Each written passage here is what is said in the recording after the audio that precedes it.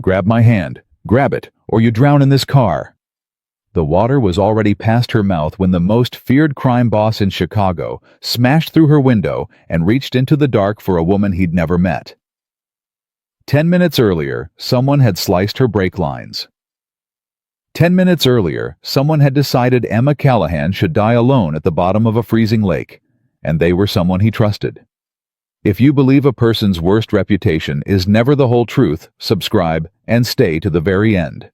And tell me in the comments, what city are you watching from tonight? She heard herself say it out loud, the way people do when they're alone and terrified and can't believe what's happening to them. No, no, no, no, come on, come on. Her foot was already flat against the brake pedal, pressing so hard, her whole leg shook, and the pedal did nothing. It went down soft and useless, all the way to the floor, like stepping on a wet sponge. Emma pumped it again. Nothing. Again. Nothing. Why aren't you stopping? Why aren't you? The car kept accelerating down the slope. It had no business accelerating down, and Emma's hands were locked so tight on the wheel that later she'd find bruises in the shape of her own fingers. She did the thing you're supposed to do. She reached for the parking brake and hauled it up.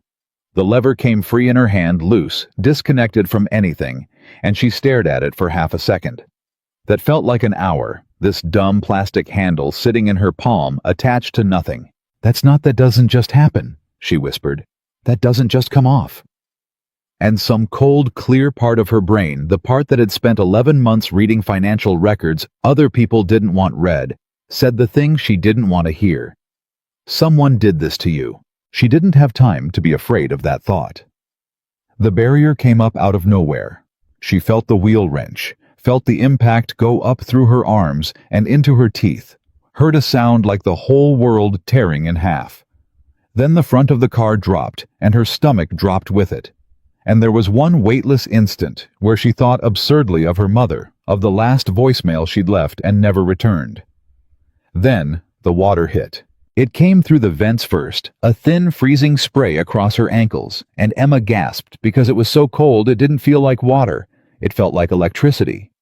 The car tilted forward and started to sink nose down, and the water climbed her shins, her knees, and her mind finally caught up with her body and started screaming. Okay, seatbelt. Get the seatbelt. Her fingers were already numb. She jabbed at the buckle and missed. Jabbed again and missed again. Come on, Emma. You've done this 1,000 times. Push the button.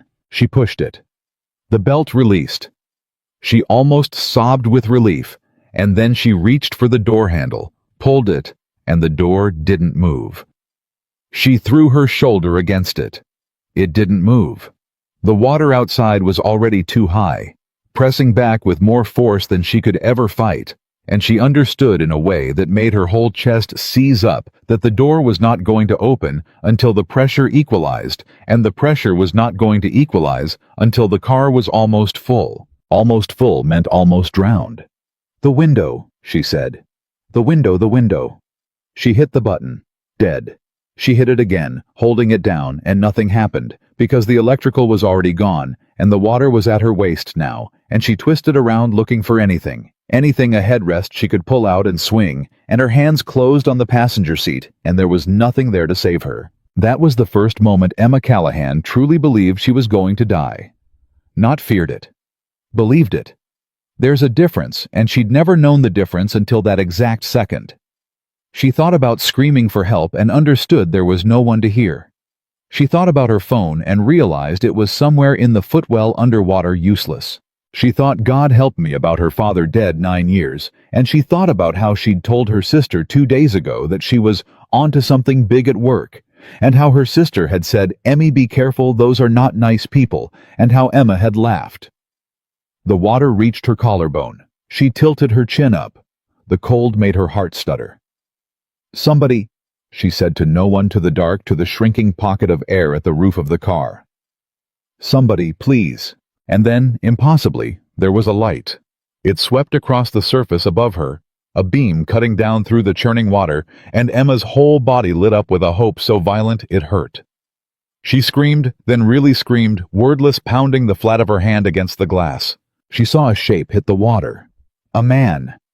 She saw him go under and come up and go under again, fighting toward her, and she pressed her face to the last inch of air, and she thought, "Don't you dare pass out. Don't you dare. He's coming. He's actually coming." His hands hit the window from the other side. She saw his face for 1 second through the glass, dark eyes, jaw set, absolute focus, and she saw his mouth move, and even through the water and the glass, and the roaring in her ears, she understood him. "Cover your face." She turned away. Something struck the window once, twice, the third time it went white and spidered and burst inward, and cold and glass came in together, and then his hand was through the gap, his whole arm, and he had her by the front of her jacket. "Grab my hand. Grab it now, or you die in this car." She grabbed it. He pulled, and the car fought him, and the water tried to keep her. And for a second, she was stuck half in and half out with the frame dragging against her hip, and she heard him snarl through his teeth. "You're not staying here. You understand me. You're not staying here." And then she was free. He got an arm across her chest and kicked for the surface, and the last thing Emma remembered clearly was breaking through into the air and taking a breath so deep and so ragged it felt like being born, and hearing his voice right against her ear, low and furious and strangely steady. "I've got you. I've got you. Stop fighting me. I've got you." Then the world went soft and gray at the edges, and she let go. When Emma came back to herself, she was on her side on hard ground, and she was throwing up water, and a man's hand was flat between her shoulder blades, holding her steady. "There it is," the man said. "Get it out. All of it. Good." She coughed until her ribs screamed. When she finally stopped, she was shaking so hard, her teeth were chattering, and she rolled onto her back and looked up and saw him. He was soaked to the skin, kneeling over her, water running off him in sheets. Older than her early 50s maybe. Dark hair going silver at the temples pushed back off a hard, handsome face. He wasn't looking at her with the panic she expected from someone who'd just pulled a stranger out of a lake. He was looking at her the way a man looks at a problem he's already 3 steps into solving. "Can you hear me?" he said. Yes. "What's your name?" Emma. Emma Callahan." Something flickered across his face when she said it. It was fast, and she was half drowned, but she caught it. Recognition. He knew her name. "How do you—" she started. "Later." He glanced away from her, back toward the road, and she watched his whole body change, tighten, like a man who'd just heard a sound she couldn't. "Emma, look at me. I need you to answer one question, and I need the truth. Do you understand? I don't. Who are you? You saved my—" "Before the crash." His voice cut through hers, not loud, but with a weight that made her stop. "Did your brakes fail? Or did your brakes stop existing?" She stared at him. "What?" "There's a difference," he said. "You know there's a difference. I saw it on your face when you were behind that glass. You weren't the face of a woman surprised. You were the face of a woman who figured something out. So tell me, the pedal, did it go soft, or did it go all the way to the floor and do nothing?" Emma's mouth opened. The parking brake handle. It came off in her hand. The pedal went to the floor," she heard herself say. "And the parking brake, the lever, it came off. In my hand. It wasn't attached to anything." The man closed his eyes for a second. When he opened them, whatever softness had been there was gone. "Then I'm going to tell you something," he said, "and I need you to hear it because we don't have a lot of time. Someone wanted you dead tonight, and they failed." She laughed. It came out cracked and wrong, half a sob. "That's insane. That's cars fail. Brakes fail. That happens. That's not—" "Both of them," he said quietly. "At the same time, on a downhill road with a broken barrier that happens to open right onto a lake. You're a smart woman, Ms. Callahan. Don't insult yourself." And there it was again, that cold, clear voice from inside the sinking car. Someone did this to you. She'd heard it before the water was even at her knees. She'd known before she'd let herself know. "No," she said. "No. Why would anybody? I'm a financial analyst. I look at spreadsheets. Nobody kills people over—" Headlights swept across them both. The man was on his feet before Emma even registered the light, and he'd stepped in front of her, And when he spoke, his voice had dropped into something flat and dangerous. "Stay behind me." "Who is that?" "Mine," he said. "Probably." Two black SUVs pulled up hard onto the shoulder doors, already opening before they'd stopped rolling. Men got out.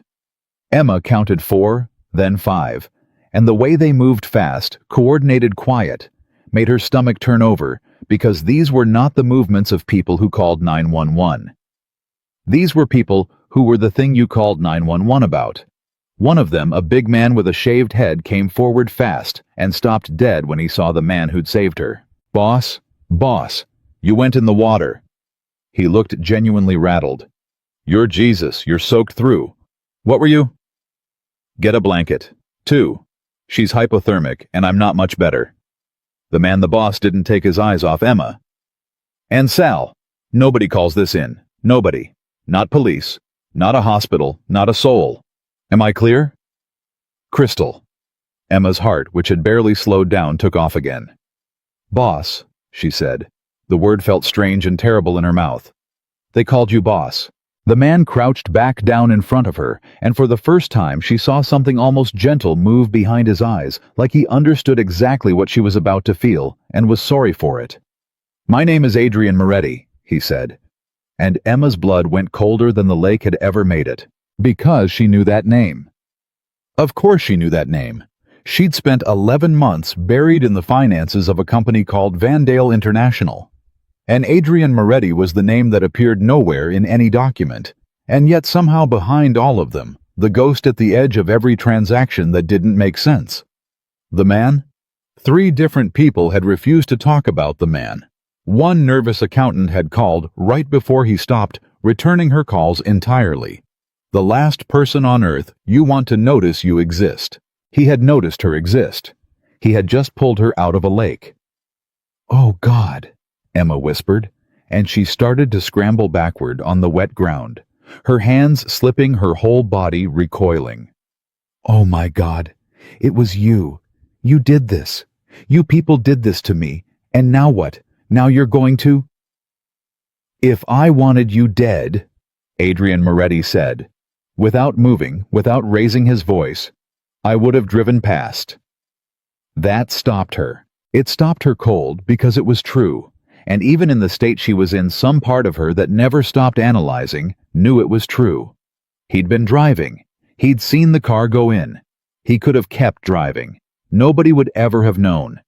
Instead, he'd gone into freezing black water in his good coat for a woman he'd never met. "Then why," she said, shaking, "why would you?" "Because," Adrian said, "somebody in my world tried to kill you and didn't tell me. And I don't allow things to happen in my world that I don't allow. Do you understand what that means?" No, I don't understand anything that's happening." "It means," he said, and now he leaned in close, and his voice dropped so low it was only for her, "that whoever ordered your car into that lake tonight broke my rules to do it, which means they went around me. Which means I have a problem in my own house. And you, Ms. Callahan," he almost smiled, and it wasn't a comforting thing to see, "you are the only living person who knows why." The big man, Sal, came back with 2 heavy blankets. Adrian took one, and without any ceremony at all, wrapped it around Emma's shoulders himself, his hands quick and impersonal, and she was too stunned to stop him. Then he stood, dropped the second blanket around his own shoulders like an afterthought, and turned to his men. "The car's going down," he said. "How deep's this lake?" 60 feet in the middle. She went off near the drop." "Good. Let it stay there for now. When they eventually find it, I want it to look like exactly what somebody wanted it to look like. A single woman, a rainy night, a bad road. Tragic. Nobody's fault." He turned back to Emma. "Because as far as the entire world is going to believe starting right now, Emma Callahan drowned in this lake tonight." "What?" She got her feet under her, unsteady, gripping the blanket. No, you can't. I have a sister. I have a mother. I have a job. I have a life. You can't just decide that I'm—" "You have a sister," Adrian repeated, and something in the way he said it made her go still. "Where does she live?" "Why?" Because if the people who did this find out you survived, he said the next person they use to get to you is her. So think very carefully before you tell me the answer to my question and understand that I'm the only reason you have the luxury of thinking at all. Emma's legs almost went out from under her. Sal caught her elbow. She yanked it away out of pure instinct and then had to grab the SUV to stay upright. "This isn't real," she said. "This can't be real. This morning I had a coffee. I sent an email about a mortgage. And now I'm supposed to be dead. I'm supposed to just be—" "Get in the car," Adrian said, not cruelly, almost kindly, which was somehow worse.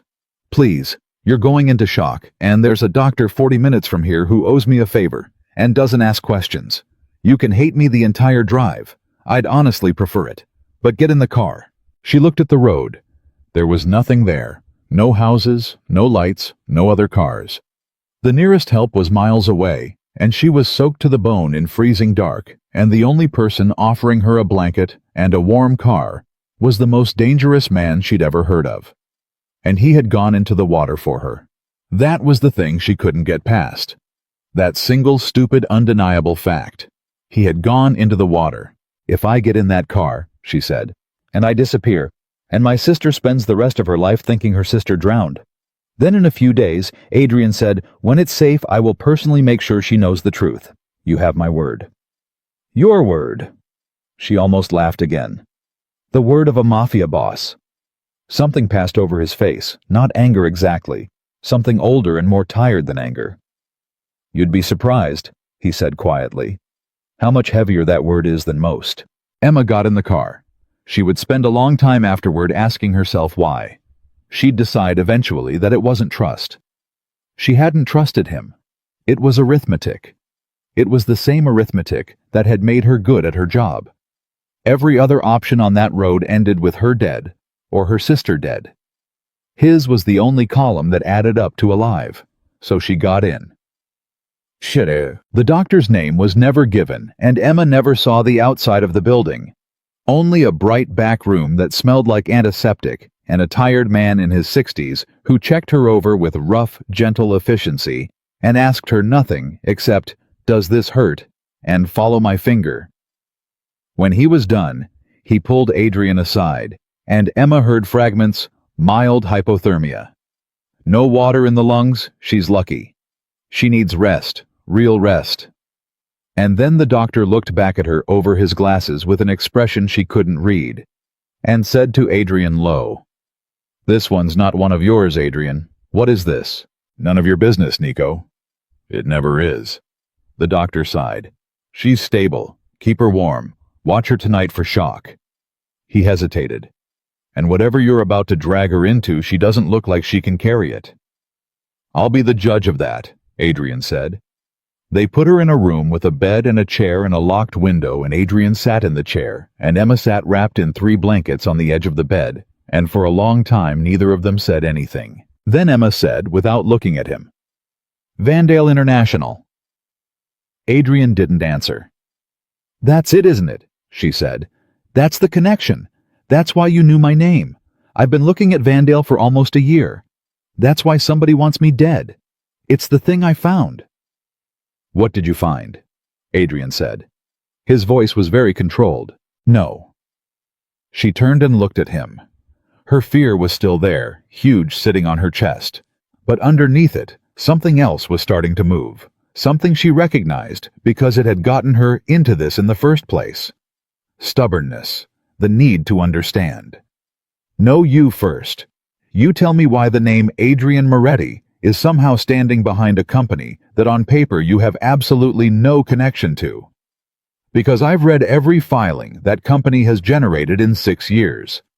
I've traced money through 4 shell companies and 2 islands. And I never found you. Not once. And that's the thing that scared me most. A company that clean isn't clean. It's scrubbed. Somebody very good and very careful made sure that company had no fingerprints on it. And now you're telling me you're the one everybody's scared of. So which is it? Is Vandale yours, or isn't it?" Adrian looked at her for a long moment, and then he did something she didn't expect. He laughed. It was quiet and rough, and it had no joy in it at all. "You really don't stop, do you?" he said, half drowned in shock, sitting 3 feet from a man the newspapers call a monster, and you're interrogating me. "It's the only thing I know how to do," Emma said. "It's the thing that got me here. Might as well finish the job." Adrian's smile faded. "No," he said. "Vandale isn't mine. That's the first thing you need to understand, and it's the thing that's going to matter more than you can imagine. Vandale is not mine. But for the last several years, someone has worked very hard to make certain that if anyone ever looked closely enough, anyone like you, the trail would lead to me. Every scrubbed record, every dead end, every fingerprint they wiped off Vandale was wiped off and pressed onto me instead. So when someone like you finally connected the dots would spell my name, and I would take the fall for a thing I don't even control." Emma's breath caught. Because it fit. It fit horribly well. All those absences in the record, she'd read them as a man hiding. What if she'd been reading them exactly backward? What if she'd been looking at a frame? Who, she said, who would do that to you? That, Adrian said, is the question that puts you in a lake. He stood up and crossed to the window and stood with his back to her, and for the first time all night, he seemed less like the most feared man in Chicago and more like a man who was exhausted and cornered, and had just discovered the walls of his own house were rotten. "For 30 years, he said, I have run my part of this city on one principle. You want to know what it is? People laugh when I tell them. My principle is, I know where every dollar is. I know who moves it, why they move it, and where it sleeps at night. It's how I've stayed alive when men smarter than me are in the ground. I know where the money is." He turned around. "And tonight, Ms. Callahan, I learned that for years there has been money moving through my world that I did not know about. Deals I didn't approve. Enemies I didn't make, made in my name. Someone has been running a second empire inside mine, using my reputation as a wall to hide behind. And I never saw it. 30 years of knowing where every dollar is, and I never saw it." "And I found it," Emma whispered. "By accident, looking at spreadsheets." "You found it," Adrian agreed, "which makes you the most dangerous person alive to whoever's been running it, because the one thing they cannot survive is me finding out, and you're the thread that leads straight to the answer." Emma sat with that. She sat with it and felt it settle over her like the cold lake water all over again. "So they'll come again," she said.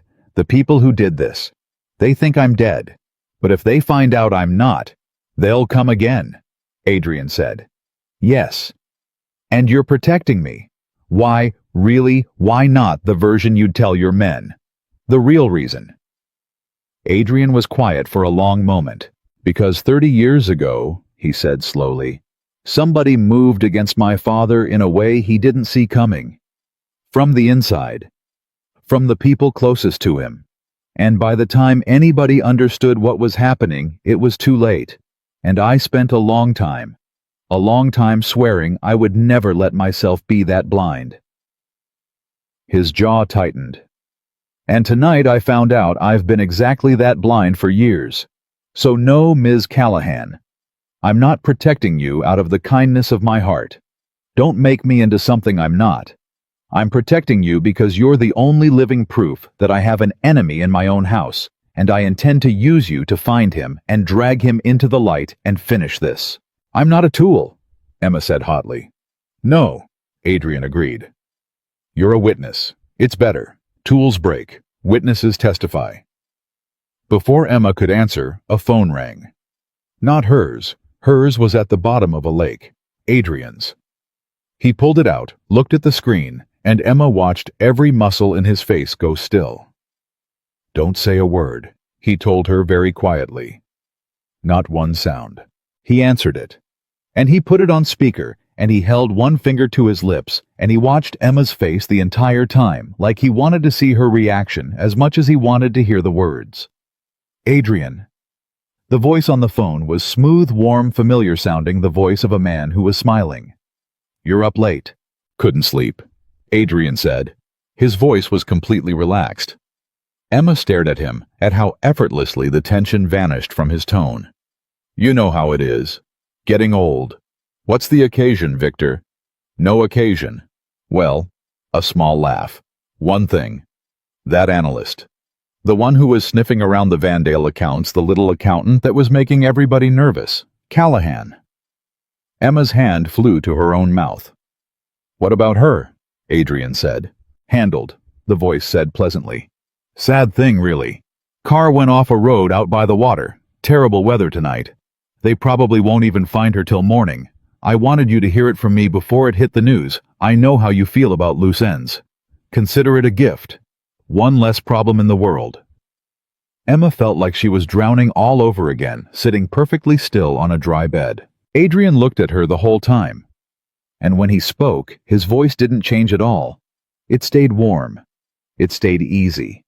It stayed like a man talking to family. That's good work, Victor, Adrian said. I appreciate you telling me. You always did look out for me. Always will, the voice said. Get some sleep, old friend. You too. Adrian hung up. He set the phone down on the windowsill very gently, as though it might break, or as though he might. For a moment, he didn't move at all. Then Emma, barely able to make her voice work, whispered, Who was that? Adrian Moretti stood in the dark room and stared at the phone.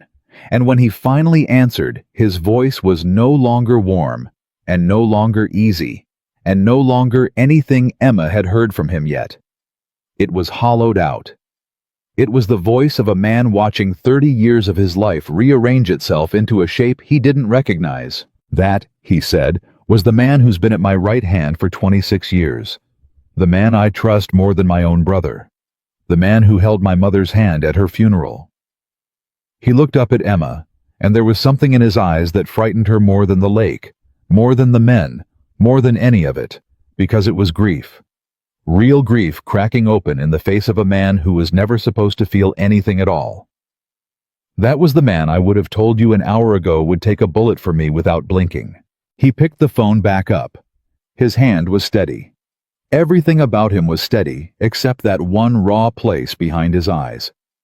And he just called me, Adrian said softly, to tell me he'd murdered you. For a long time, Emma couldn't say anything at all.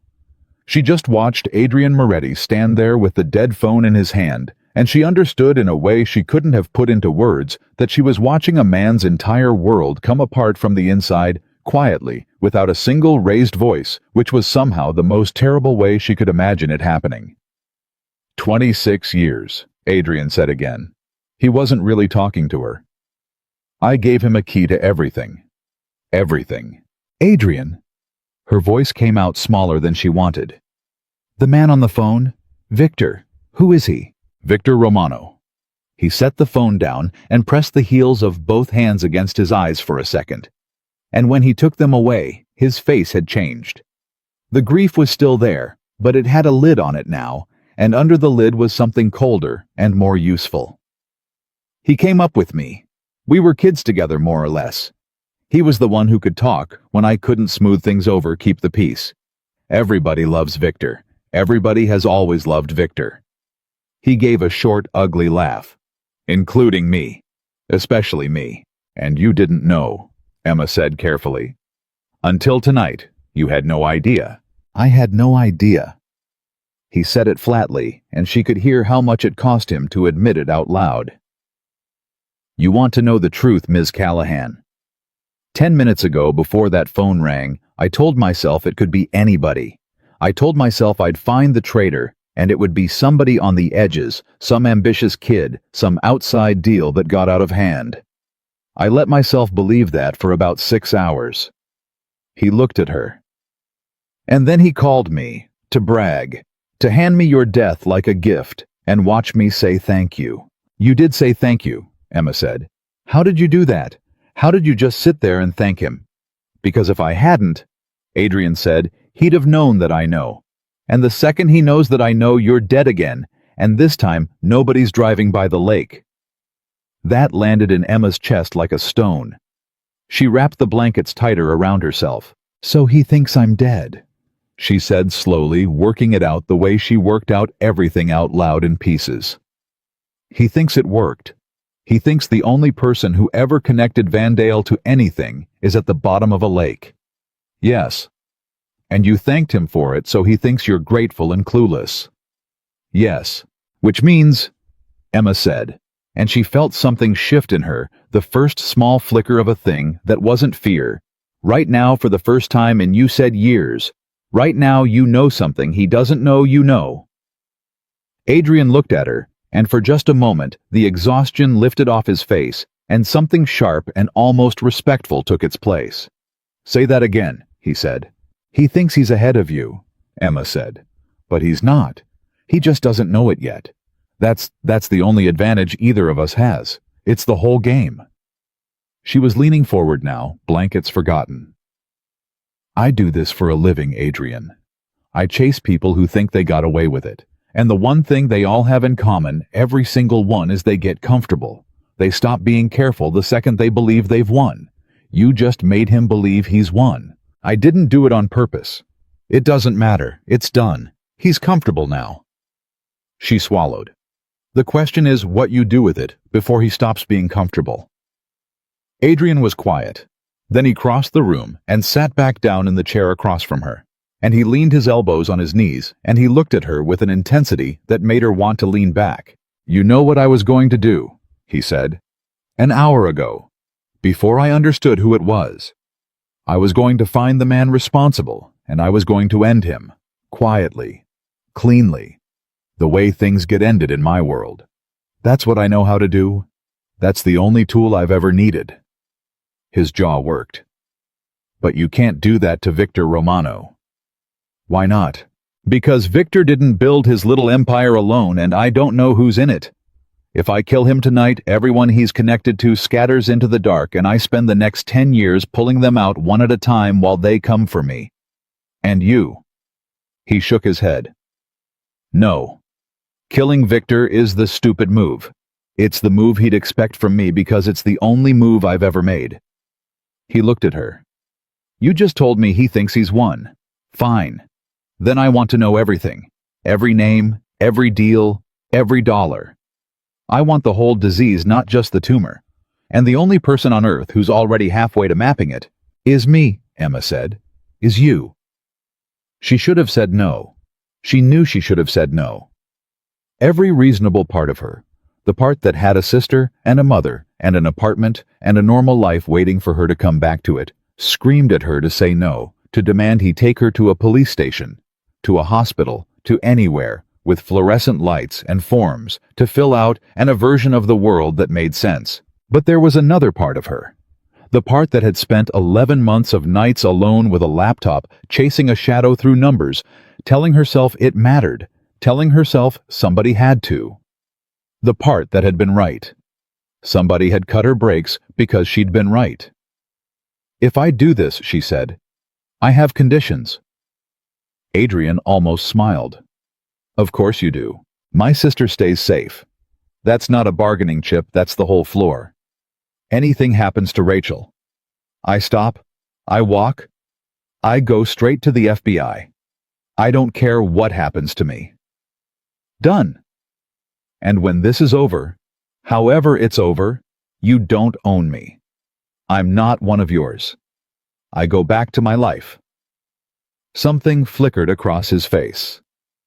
You may not have a life to go back to when this is over, depending on how it goes.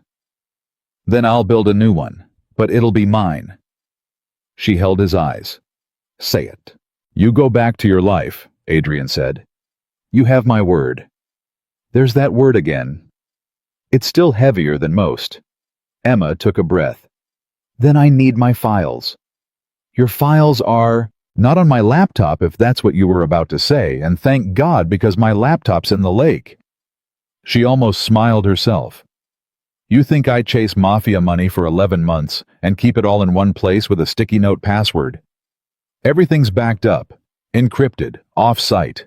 There's a version I can reach from any machine if I have the keys, and the keys are in my head. She tapped her temple. That's the other reason I'm still useful. Not just what I remember, what I can pull back up. Adrian sat back slowly. "You are," he said, "a genuinely alarming person, Ms. Callahan." "You have no idea," Emma said. "Get me a computer."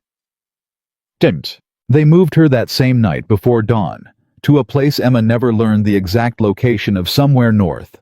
A big house set back from everything, the kind of quiet that only money can buy. Sal drove.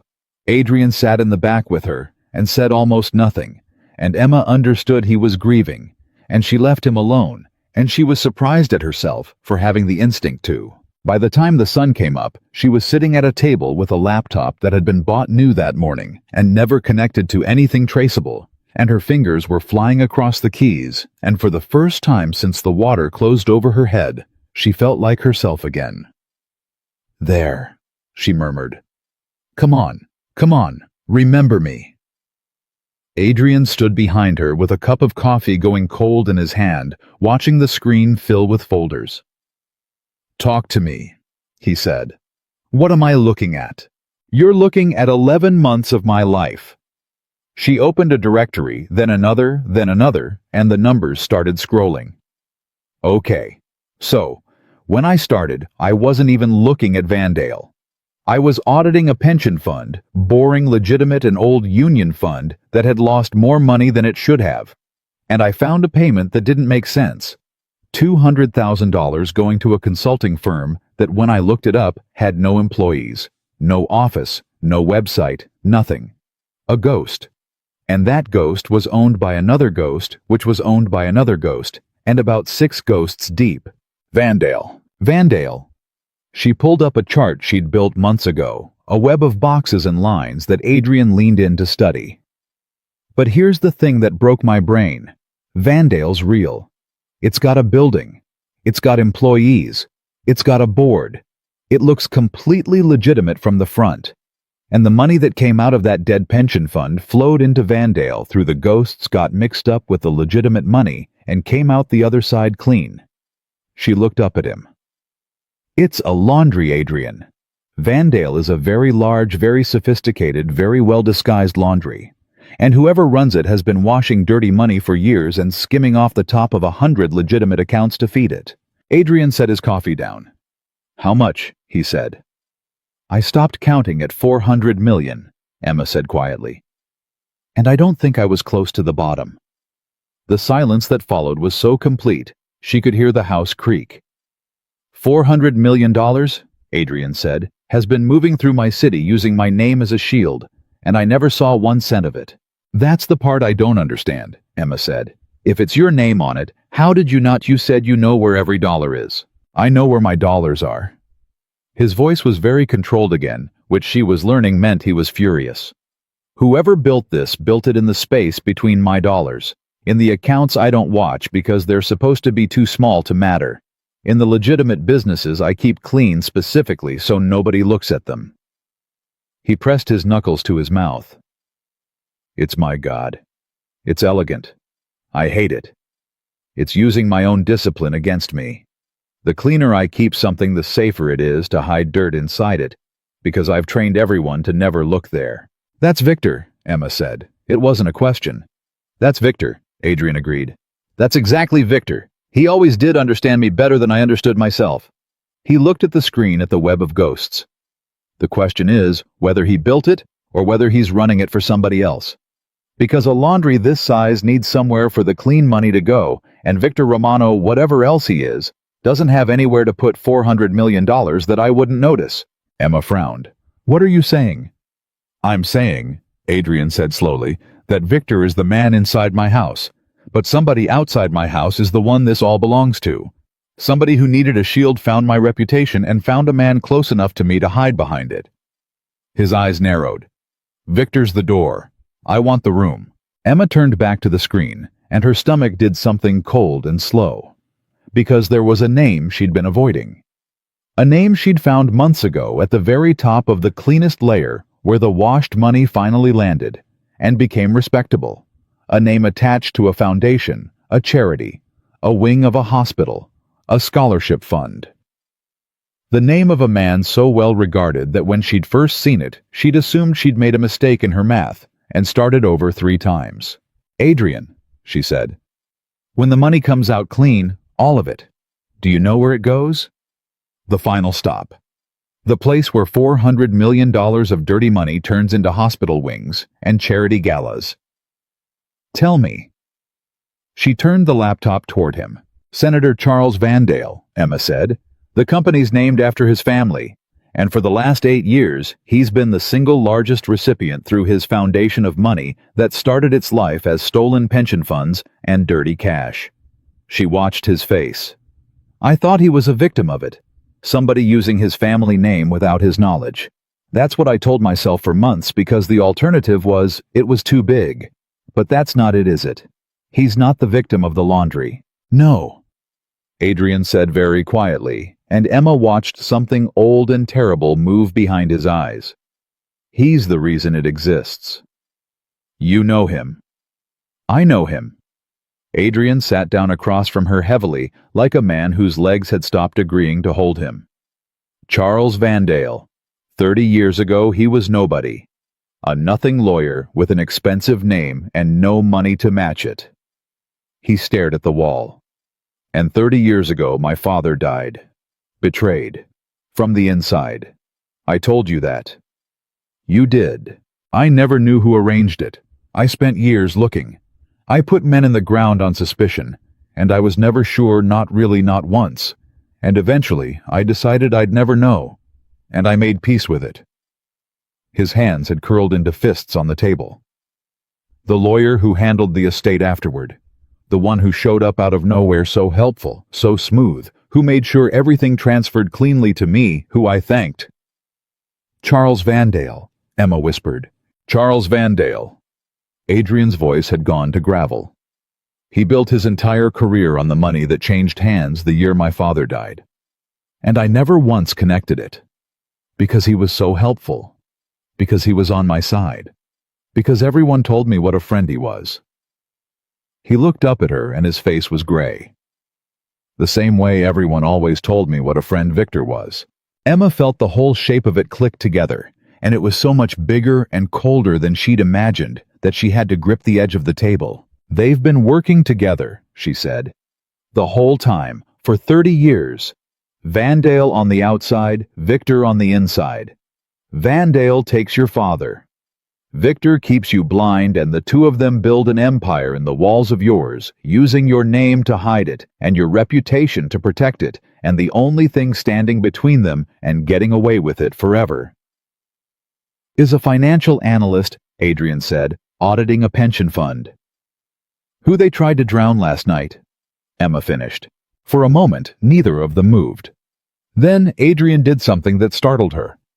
He laughed, not the ugly laugh from before, but something quieter, almost wondering. 30 years, he said. 30 years I looked for the man who killed my father, and I never found him because I was looking in my world. And you found him in 11 months because you were looking in his. He shook his head slowly. The money. It was always going to be the money. I know where every dollar is. Except I was looking at my dollars. You were looking at theirs. Adrian, Emma leaned forward. I have to tell you something, and you're not going to like it. There's very little left tonight I could like. Everything I have, she said. Everything, all 11 months of it. It proves the money's dirty. It proves it's a laundry. It proves it lands with Vandale. And it does not prove that either of them ordered anything. It doesn't put a weapon in Victor's hand or a word in Vandale's mouth. It's a paper trail, and paper trails prove crimes, but they don't prove murder. She held his eyes.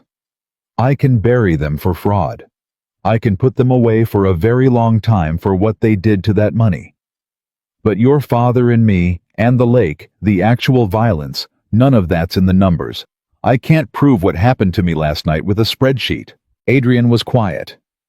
Then we need Victor to say it, he said finally. Say what? Everything. We need him to admit it, out loud, to someone, in a way we can use. Adrian stood and walked to the window, and Emma watched the wheels turn. He thinks he's won. You said it yourself. He's comfortable. A comfortable man talks. He brags. He already called me to brag once tonight about you. He turned. So we let him keep believing he's won. We let him get more and more comfortable. And we get him talking somewhere I can hear it. That's Adrian. That's incredibly dangerous. If he suspects for 1 second, I know. If he finds out I'm alive, I know. He'll kill us both, and this time he'll do it himself to make sure it works. I know, Adrian said, and there was something raw in it. Which is why we're not going to give him the chance to suspect anything. Which is why, as far as Victor Romano is concerned, and as far as everyone in my world is concerned, Emma Callahan is a body at the bottom of a lake, and she is going to stay one until the moment I decide otherwise. He held her eyes. You disappear completely. You don't call your sister. You don't email your mother. You don't touch anything that ever belonged to Emma Callahan. You become a ghost. Because the only way this works is if the man who tried to erase you actually believes he did. Emma's throat tightened. You said you'd tell my sister, she said. You said in a few days. And I will, when it's safe. But it's not safe now, and if you contact her now, you don't just risk yourself, you put her in a lake next to you. His voice softened just slightly. I'm not doing this to be cruel to you. I'm doing this because the people who want you dead are very good at it, and the only thing keeping you alive tonight is that they think they already succeeded. The second you're not a ghost, you're a target. Do you understand? She did. She hated it, but she did. Okay, she whispered. Okay, I'm a ghost. Good. But I need you to understand something too. She stood up, and even though he was taller than her, even though he was the most dangerous man in the city, she didn't look away. My sister is going to spend every one of these days thinking I drowned. She's going to have to she's going to have to do things, terrible things, plan things, grieve me. And she's a real person, Adrian, with a real heart. And every hour she's grieving me is an hour I did that to her. So when you tell me it's safe when this is over, you don't get to decide. It's not quite safe enough for 1 more week. The day it's over, I go to her. That day. Not a day later. Are we clear? Adrian looked at her for a long moment. You know, he said quietly, most people, when they're this deep in something, with me, spend all their energy trying to figure out how to protect themselves. You're standing there worried about your sister's heart. That's not an answer. The day it's over, Adrian said, you go to her, that day. My word.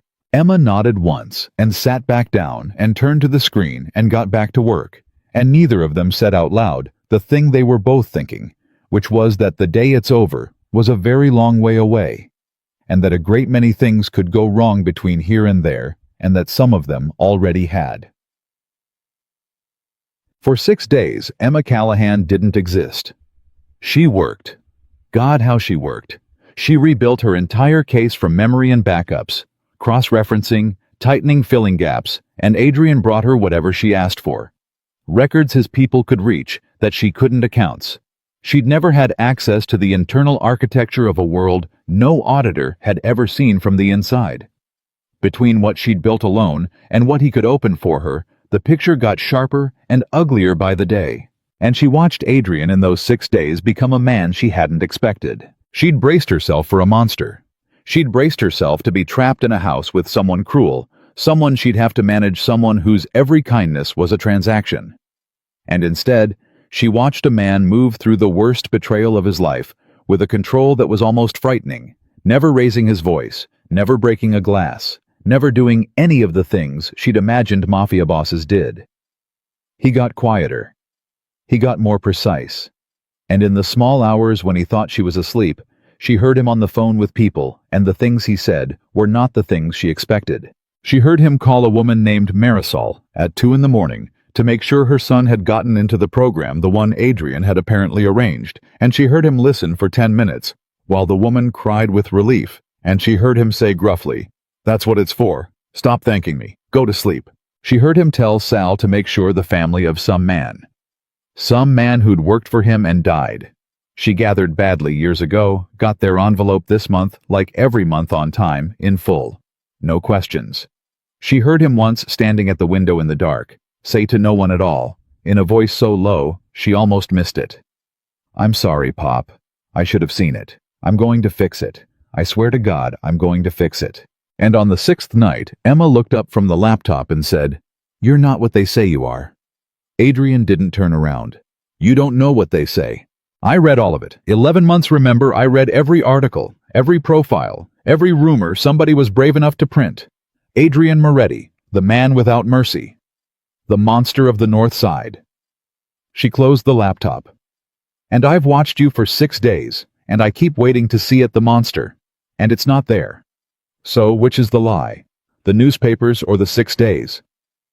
Adrian was quiet for a long time. Neither, he said finally. That's the part nobody wants to hear. I've done things, Ms. Callahan. Real things. Things that would make you get up from that table and never look at me the same way again, and you'd be right to. Don't romanticize me. I'm not a good man who got a bad reputation. He turned to face her. But I'm not a monster with no rules either. I have rules. I have always had rules. I don't touch the innocent. I don't touch children. I don't touch people who never chose this life. And in 30 years, I have never once broken those rules. His jaw tightened. And that's exactly what Victor used. He knew my rules. He knew the one thing I'd never do is order the death of an innocent woman who just happened to be good at her job. So he did it himself without asking me, knowing I'd never have allowed it. He looked at her, and there was something almost unbearable in his eyes. He used the best thing about me to try to kill you, and that is the thing I will not forgive. Emma's throat was tight. Then let's make sure it doesn't work, she said quietly. We will. Adrian, she hesitated. When you get him talking, when you get whatever it is you need, what happens then to Victor, to Vandale? What's the ending you're building toward? Because I need to know if I'm helping you catch criminals or helping you kill people, and those are very different things, and I won't do the second one. Adrian looked at her for a long time. I don't know yet, he said honestly. I know what I want to do. I want to put Victor Romano in the ground with my own hands. I've wanted it every hour of every one of these 6 days, and it would be so easy, and no one would ever know. He exhaled. But you keep talking about paper trails and courtrooms and evidence, and there's a thing you don't understand about my world, Ms. Callahan, which is that we don't use those. We've never used those. The whole point of my world is that it exists outside those. He shook his head slowly. And I'm starting to wonder if that's the exact thing that let this happen. If a man like me could just kill his problems for 30 years, maybe that's why he never learned to see them. Maybe Victor got away with it because he knew I'd never look at the paper. I'd only ever look for someone to blame and something to break. Emma stared at him. That's the most honest thing anyone said to me in a year, she said. Don't get used to it. But there was no edge in it. She was about to say something else, she never remembered what, when Sal came into the room fast, and one look at his face killed whatever they'd been building in the quiet, and Emma's stomach dropped because she'd spent 6 days learning to read the men around Adrian, and she'd never seen Sal look like that. Boss, Sal said. We got a problem. Adrian went still. What kind? Victor. Sal's eyes flicked to Emma and away. He's asking questions about the lake. The room went cold. What questions? Adrian said. They pulled the car this morning, the Callahan car. Divers out at the lake, some fishermen snagged a line, called it in, and the county sent divers before we heard anything about it. Sal swallowed. They got the car up, boss. And Victor's got somebody at the county. And that somebody just called Victor an hour ago to tell him. Tell him what? Adrian said in a voice like a blade being drawn. Sal looked at Emma, then back at Adrian. The car came up empty, Sal said. No body. Divers went down after searched the whole area. There's no body in that lake, boss, and Victor knows it. And right now, tonight, Victor Romano is standing in a room somewhere trying to figure out how a dead woman climbed out of a sinking car and who was standing on the shore to help her do it. Emma stopped breathing. Adrian didn't move for a full 3 seconds. Then very slowly, he turned and looked at her, and every warm thing that had grown between them over 6 quiet days seemed to freeze solid in an instant, because they both understood the same thing at the same moment, and it was the worst possible thing. The ghost had a problem. Ghosts don't leave empty cars. Victor didn't know Emma was alive, but he was about to. "Sal," Adrian said very quietly, without taking his eyes off Emma. "How long ago did he get that call?" "An hour, maybe less." "And how long," Adrian said, "before he realizes that the only person in this city who was anywhere near that lake that night, the only person who could have been on that shore, was me?" Sal didn't answer. He didn't have to. Emma watched Adrian Moretti's face change into something she'd never seen on it before. Not grief and not fury, but something underneath both of those. Something that had been waiting 30 years for a reason to come out, and she realized with a cold that went all the way to the bone that the 6 quiet days were over, and whatever came next was going to be very, very fast, and there was no version of it where anyone got to stay a ghost. "Move," Adrian said. It wasn't loud. It was almost gentle, and it moved the entire room. Sal was already gone out the door, phone to his ear. Adrian crossed to Emma in 3 steps and pulled the laptop closed under her hands. "Get up. We're leaving this house tonight. It's not safe anymore." "Adrian, wait. There's no waiting. If Victor thinks you're alive, the first thing he does is figure out who was near that lake, and the second thing he does is put people on every property I own, and this is a property I own." He was already moving, gathering the few things that mattered, the drives, the backups. "He knows my houses better than I do. He helped me buy half of them." Emma stood, her heart slamming. "Where do we go?" "Somewhere he doesn't know exists." Adrian stopped and looked at her. "I told you I keep things clean specifically so no one looks at them." "Well, turns out that works both ways. There's one place in this city not a single soul in my world has ever heard of. Not Victor, not Sal, no one." His mouth was a hard line. "I always wondered why I bought it. Some part of me must have known I'd need one door nobody else had a key to." 20 minutes later, they were in a different car. Not one of the SUVs, an ordinary sedan, the kind nobody looked at twice, and Sal was driving, and Adrian sat in the back with Emma, and for the first few miles nobody spoke.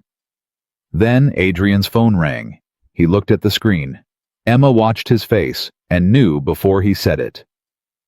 "It's him," Adrian murmured. If I don't answer, he knows something's wrong." Adrian's thumb hovered. "The whole game is he thinks I'm blind. The second I go quiet, I'm not blind anymore, I'm hiding." He looked at her. "Not a sound." He answered. "Speaker again." His voice, when it came out, was so relaxed, so warm, that Emma felt sick watching him do it. "Victor, twice in a week. People are gonna talk." Adrian." Victor's voice had changed since the last call, still smooth, but there was something underneath it now. Something listening. "Where are you tonight?" "Home. Where else would I be at this hour? Getting old, remember?" A soft laugh. "What's wrong? You sound like something's wrong." A pause. Emma could hear Victor deciding how much to show. "Nothing's wrong," Victor said. "Loose end from the other night. Turns out it's not as tied up as I thought. You know how it is. You handle a thing you think it's handled, and then—" A small, humorless laugh. "The world surprises you." "The Callahan thing. The Callahan thing." "I thought you said that was done." "So did I," Victor said softly. "Turns out the lake gave up the car but not the girl. No body, Adrian. Empty car 60 feet down, driver's window broken out from the outside." A beat. "Now who breaks a car window from the outside, Adrian?" "Somebody trying to get in. Somebody trying to pull somebody out." Emma's hand went to her mouth. Adrian didn't blink. "That's a hell of a thing," Adrian said. "You think she made it out on her own?" "No," Victor said. "I don't think she made it out on her own. I think somebody was there." Another pause longer. "You were out that night. I remember. You told me you couldn't sleep. You went for a drive, out by the water maybe." And there it was. The trap laid out, gentle and smiling, the way Victor laid out everything. Emma stopped breathing. Sal's eyes flicked up to the mirror. Adrian laughed. It was easy and warm, and it filled the whole car, and it was the most terrifying thing Emma had ever heard, because it was completely perfectly fake, and she couldn't hear a single seam in it. You keeping tabs on my drives now, Victor? What is this? You think I'm out pulling drowning women out of lakes at my age? In my good coat. A chuckle. I went north, toward the track. You know I don't sleep. I drive, I've been doing it 30 years. If I'd seen a car go in a lake, I'd have called you before I called anybody. You know that. Silence on the line. Emma could feel Victor weighing it, turning it over, and she understood that this right here, right now in the back of a moving car, was the entire game balanced on the edge of a knife, and it all came down to whether 26 years of trust could survive one honest question. Yeah, Victor said finally, slowly. Yeah, I know that. So, find the girl, Adrian said, pressing, now going on offense, the way Emma had told him a comfortable man never expects. If she's alive, she's a problem, and I don't like problems. Put everybody on it. I want her found. And Victor? He let his voice drop, let it get cold in a way Emma now understood was calculated to the last degree. Next time you handle something for me, handle it all the way. I don't like hearing about empty cars. It makes me feel like the people around me are getting sloppy. Are you getting sloppy, Victor? The pause this time was different. Emma heard it land. Heard Victor, the smooth one, the one who always had the words get put back on his heels for the first time in the whole conversation. No, Adrian, Victor said, quieter. I'm not getting sloppy. Good. Then find her, and this time tell me when it's done, not when it's a mess. Yeah, I will. Get some sleep, Victor.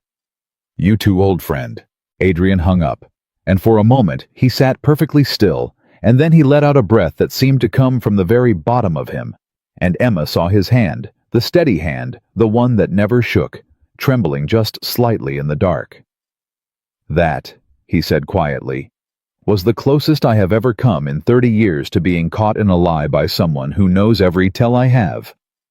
You turned it around, Emma whispered. You made him defend himself. I made him choose, Adrian said. Between trusting me and suspecting me. And for tonight, he chose to trust me, because he wants to, because if he suspects me, then his whole plan is exposed, and he's not ready for that yet. He turned to her, but it won't last. He's going to keep pulling the thread, and every day the empty car sits in his head, he's going to trust me a little less. We just bought ourselves time, that's all. Days, maybe. Then we use the days, Emma said. Adrian looked at her, and something almost like a smile touched his mouth. You know, he said, you'd have made a hell of a criminal, Ms. Callahan. I'll take that as the compliment. I'm sure you don't realize it isn't. The place Adrian took her to was small and old and completely ordinary, an apartment above a shuttered bakery on a street where nobody would ever look for the most feared man in the city, and Emma understood the moment she walked in that it wasn't a safe house. It was a life. Someone's actual life, arranged and preserved, books on the shelves, a coat by the door, dust on nothing. Whose is this? She said. Adrian was quiet. It was going to be mine, he said finally. A long time ago, before all of it. There was a version of me that was going to live a small life above a bakery, and I bought this place to prove to myself it was possible. And then I never lived here, and I never sold it, and I never told anyone it exists. He set the drives down on the table. So, now you know one true thing about me that Victor Romano doesn't. Congratulations. That makes you more dangerous to me than the FBI. Emma looked at him for a long moment. Why are you telling me this? She said. Why show me any of it? You could have just called it a safe house. Because, Adrian said, in about 3 days, you're going to have to trust me with your life in a way you haven't had to yet. And trust doesn't run one direction. You've handed me everything, every file, your sister's safety, your own body at the bottom of a lake. He met her eyes. It's time I handed you something back. So here, one true thing, Use it against me if you ever need to. I'd rather you have a weapon and never use it than trust me blind.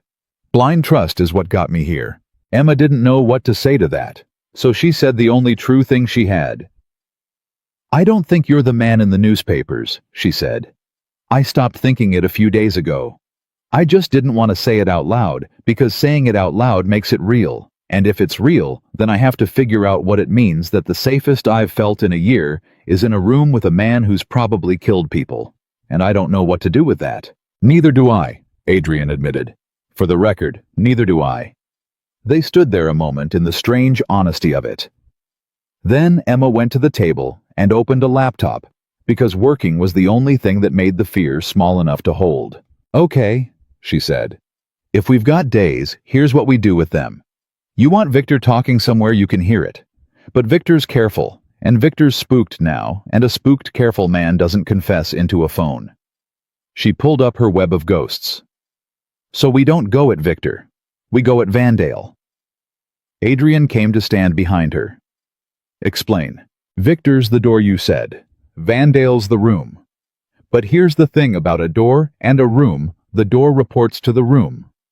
Somewhere in all this money, there's a moment where Victor has to tell Vandale that the Callahan problem got messy. Because Vandale is the one with everything to lose. Vandale's a senator. He's the respectable one. If a dead analyst turns out to be alive, the person who panics isn't the Mafia advisor who's used to loose ends. It's the politician whose entire life is built on nobody ever looking too closely." She turned to him. "You don't crack Victor by scaring Victor. You crack Victor by scaring Vandale and letting Vandale reach down to Victor to fix it. Because when a frightened, powerful man reaches down to his fixer, that's when things get said that can't get unsaid." Adrian stared at the screen, then at her. "You want to spook a United States senator?" he said slowly, "into panicking so badly he incriminates himself to a Mafia advisor we're recording. I want to make Charles Vandale believe," Emma said, "that his 30-year-old secret is about to come out. And I have exactly the thing to make him believe it, because I'm the analyst who found it, and I'm supposed to be dead. And nothing in the world frightens a man like Vandale more than a witness who won't stay buried." Something kindled in Adrian's eyes. "You're going to let him know you're alive," he said. "No," Emma said. "You're going to let Victor find out I'm alive on our terms, in a way we control at a moment we choose, and Victor's going to have to tell Vandale, and Vandale's going to lose his mind. Because right now, Victor's keeping the empty car quiet, hoping he can clean it up before Vandale ever has to know he screwed up. The one thing Victor cannot afford is for his boss to find out he failed. So the moment we make it impossible for Victor to hide it, the moment we force him to bring the bad news up the chain, the whole thing starts to crack from the top down." Adrian was silent for a long moment. "That's a good plan," he said finally. "It's a very good plan. And it depends on the two of them not being able to just find you and kill you before it works. Which means the most dangerous part of it is you. Alive. Findable. Bait." His jaw tightened. "I don't like it." "I don't like it either," Emma said. "But it's the fastest way to the ending you actually want, which isn't Victor in a hole. It's the truth about your father out loud from the mouth of the man who arranged it. You don't get that by being safe. Neither of us does." Adrian looked at her, and Emma saw him war with it, saw the part of him that had spent 30 years keeping the innocent out of the line of fire, pushing back hard against a plan that put her directly in it. "There's a version of this," he said slowly, "where I do it alone, where you stay a ghost, and I take everything you built and I go at them without you, and if it goes wrong, only I'm in the ground." "And it'd fail," Emma said gently. "Because you'd be the Mafia boss going at them, and they'd see you coming from a mile off, and they know how you fight. But they don't know how I fight. They think I'm a dead accountant. Nobody's afraid of an accountant, Adrian. That's the whole point. That's my whole life. Nobody's ever afraid of me until it's too late." She held his eyes. "Let me be what I am. Let me be the thing they never see coming. You've spent 30 years being the thing everyone sees coming. Let somebody else carry the surprise for once." And Adrian Moretti, who had never in his life let a civilian talk him into anything, looked at Emma Callahan for a long, long moment. "Okay," he said quietly. "We do it your way. God help me. We do it your way." It took 2 days to build the trap, and Emma built most of it, and Adrian watched her do it with an expression she eventually identified as something close to awe. The plan was elegant precisely because it was small. Emma didn't send a threat. She didn't reach out to Vandale. She did something far more frightening to a man like him. She let a single document surface one page from the deepest layer of her evidence, the layer that connected the clean charity money back to its filthy origin. And she let it surface in exactly one place. A routine regulatory filing, the kind of dry government paperwork that nobody reads, submitted anonymously to an oversight office that had jurisdiction over the pension fund where it all began. "It won't do anything on its own," Emma explained. "It'll sit in a queue for weeks. But Vandale has people watching that office. Anyone that careful does. And the moment that page hits that queue, an alarm goes off in Charles Vandale's world, because it's the one document that should not exist from the one investigation that was supposed to be dead, filed by a hand that shouldn't be able to file anything." She looked at Adrian. "He'll know the instant he sees it that the analyst is alive, because only the analyst could have that page. And then, Emma said he calls Victor, and he's not calm when he does it, and that's the call I want you to hear." But you couldn't just record Victor Romano's phone. Victor was too careful. Adrian had taught him to be careful. So the plan had a second half, and the second half was the dangerous one, and it belonged to Adrian. "There's a place Victor goes," Adrian said, "when something's gone wrong and he needs to think. A club he owns downstairs after hours. He's gone there after every crisis for 20 years. It's where he goes to be safe, to make the calls he can't make anywhere else." Adrian's face was grim. "It's the one place he'd never sweep for ears because it's his, because he trusts it the way I used to trust him." He looked at her. "The night Vandale panics, Victor goes to that club to manage it, and I'm going to be in the walls of it when he does." "That's insane," Emma said. "You'd be in Victor's own building with Victor's own men if anything goes wrong." "If anything goes wrong, I'm dead," Adrian agreed. "Yes, that's the cost. You put yourself in the water as bait. I put myself in the walls." He almost smiled. "Seems fair." "It's not the same, and you know it." "No," Adrian said. "It's not, because if it goes wrong for you, I might still be able to save you. If it goes wrong for me in Victor's club, surrounded by Victor's people," he shrugged. "Nobody's driving by that lake." Emma looked at him and felt something twist in her chest that she didn't have a name for and didn't want to examine too closely. "Then don't get caught," she said. "That," Adrian said, "is the plan." The document surfaced on a Tuesday. By Tuesday night, Charles Vandale knew. Emma was in the apartment above the bakery, watching a burner phone Adrian had given her, and Adrian was gone. Had been gone for 3 hours. Was somewhere inside a building she couldn't picture in a wall. She couldn't see waiting. And the not knowing was the worst thing Emma had ever felt. Worse than the lake, because at least in the lake, it had been happening to her. This was happening to him, and all she could do was sit in a dead man's apartment and wait to find out if the plan she'd built had gotten the only person she trusted killed. Her phone buzzed. A single text from Sal parked outside the club, watching the door. "Victor just went in. Alone. He's spooked." Adrian set. Emma's whole body went cold. She pictured it. Adrian folded into some crawl space or service corridor, a recorder in his hand, holding his breath, while the man who'd betrayed him for 26 years walked in 20 feet away, and she gripped the edge of the table and prayed to a God she wasn't sure she believed in. Inside the club in the dark, Adrian Moretti listened to Victor Romano pace.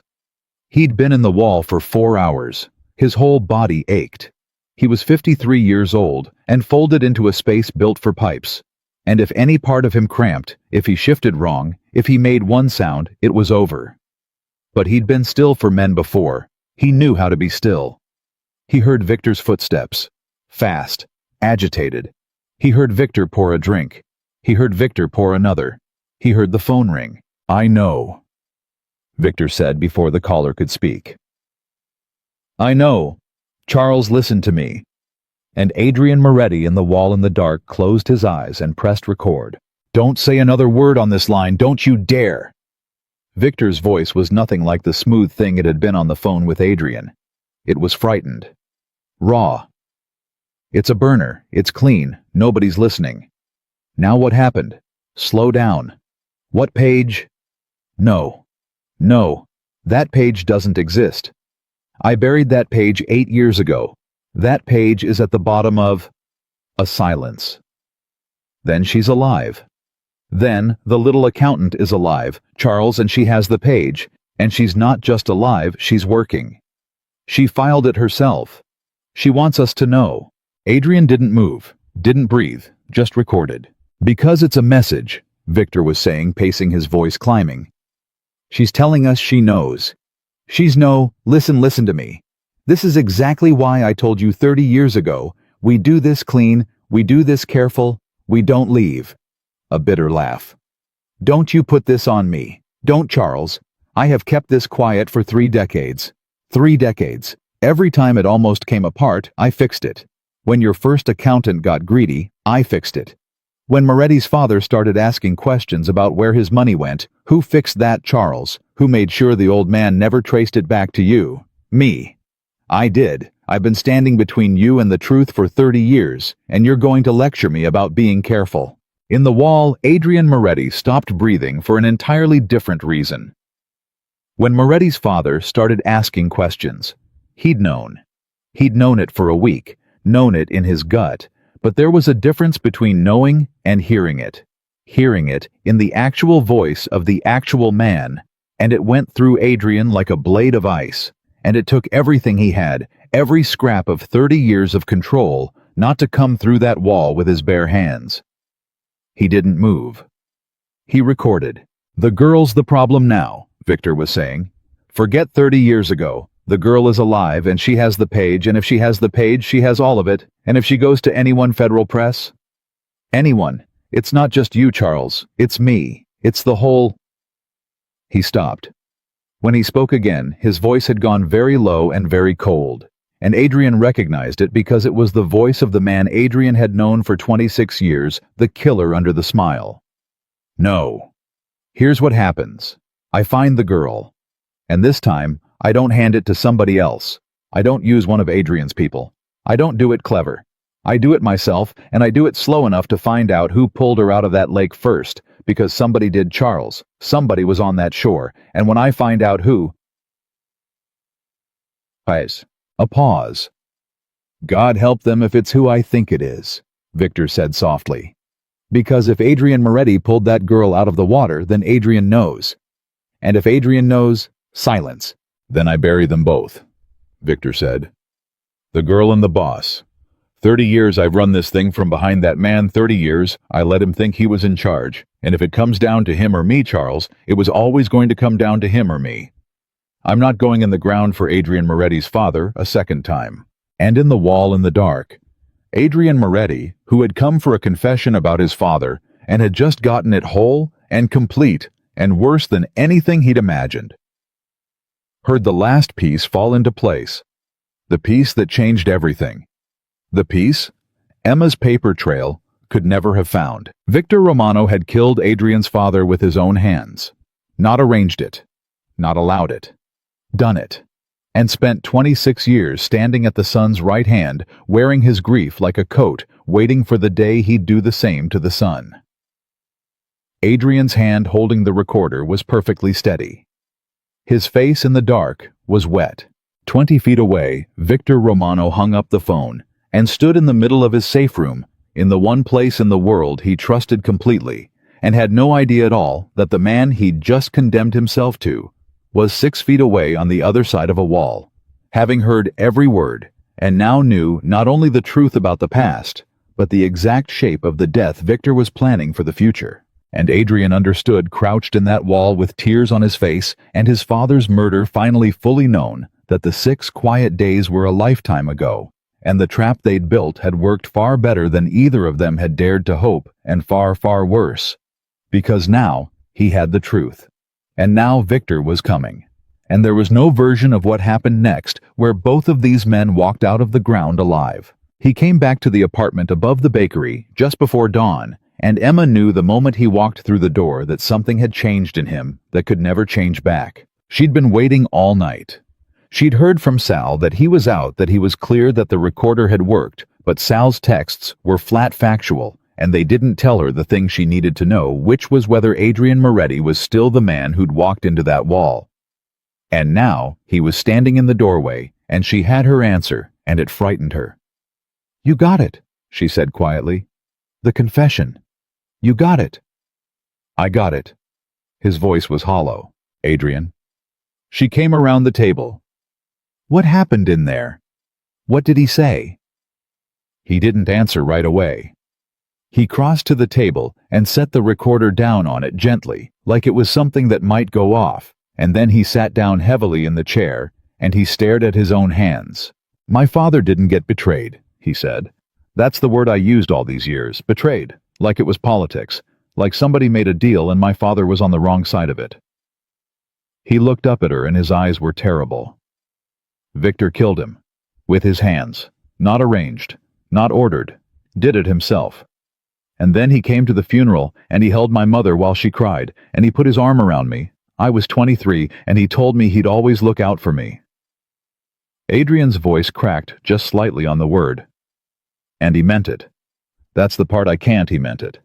He looked after me for 26 years so that someday when it was useful, he could do to me exactly what he did to my father."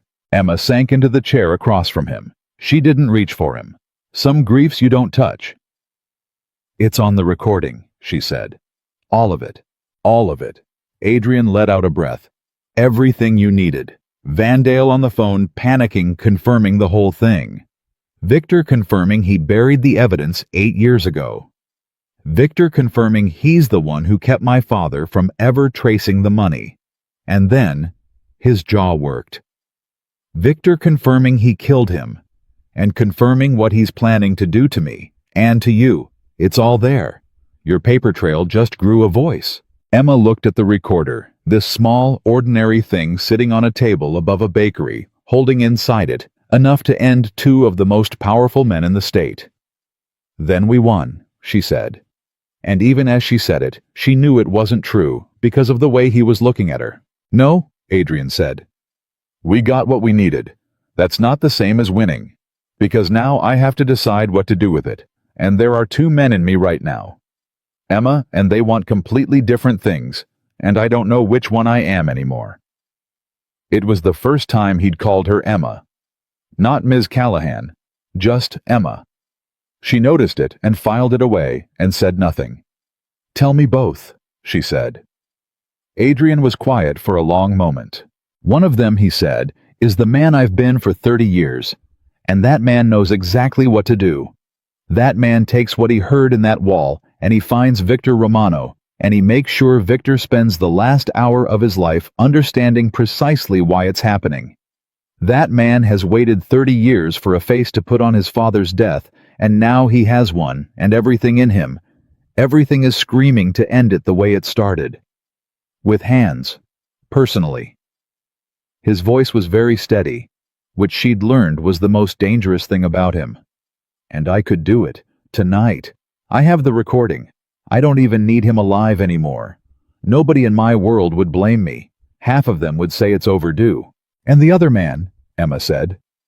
Adrian looked at her.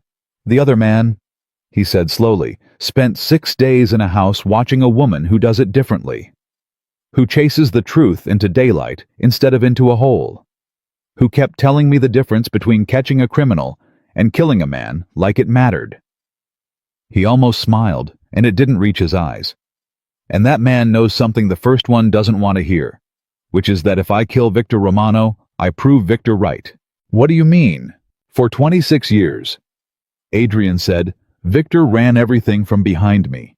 And do you know how he got away with it? He got away with it because he was betting I'd never look at the paper. He was betting that a man like me only knows one move, find someone to blame, and break them. He built his whole 30-year plan on the certainty that Adrian Moretti will always choose the hands over the head. He leaned forward. So if I go find him tonight and I kill him, I'm exactly the man he always knew I was. I'm the blunt instrument he pointed wherever he wanted for 26 years. My father's killer dies and dies knowing he was right about me to the very end, that I never grew past being the thing he used. Adrian's voice dropped. And I don't want to give him that. Emma, God help me, of all the things I want tonight, the thing I want most is to not give Victor Romano the satisfaction of being right about me. Emma felt her throat close. Then don't, she whispered. It's not that simple. Because there's you. He looked at her hard. Victor is coming for you. He said so on the recording in his own voice. He's going to find who pulled you out of that lake, and when he does, he's coming for both of us, and he's not going to wait for a courtroom. So it's not just about what I want to be, it's about keeping you alive. And the fastest, surest way to keep you alive is the way I know how. It always has been. His hands closed slowly. So tell me, Emma, you're the one who keeps talking about daylight in courtrooms. You tell me how daylight keeps you alive when there's a man out there who's going to spend every hour from now until he finds you hunting. Tell me how a recording protects you from Victor Romano's hands. And Emma understood that this was the real question. Not what was right in the abstract.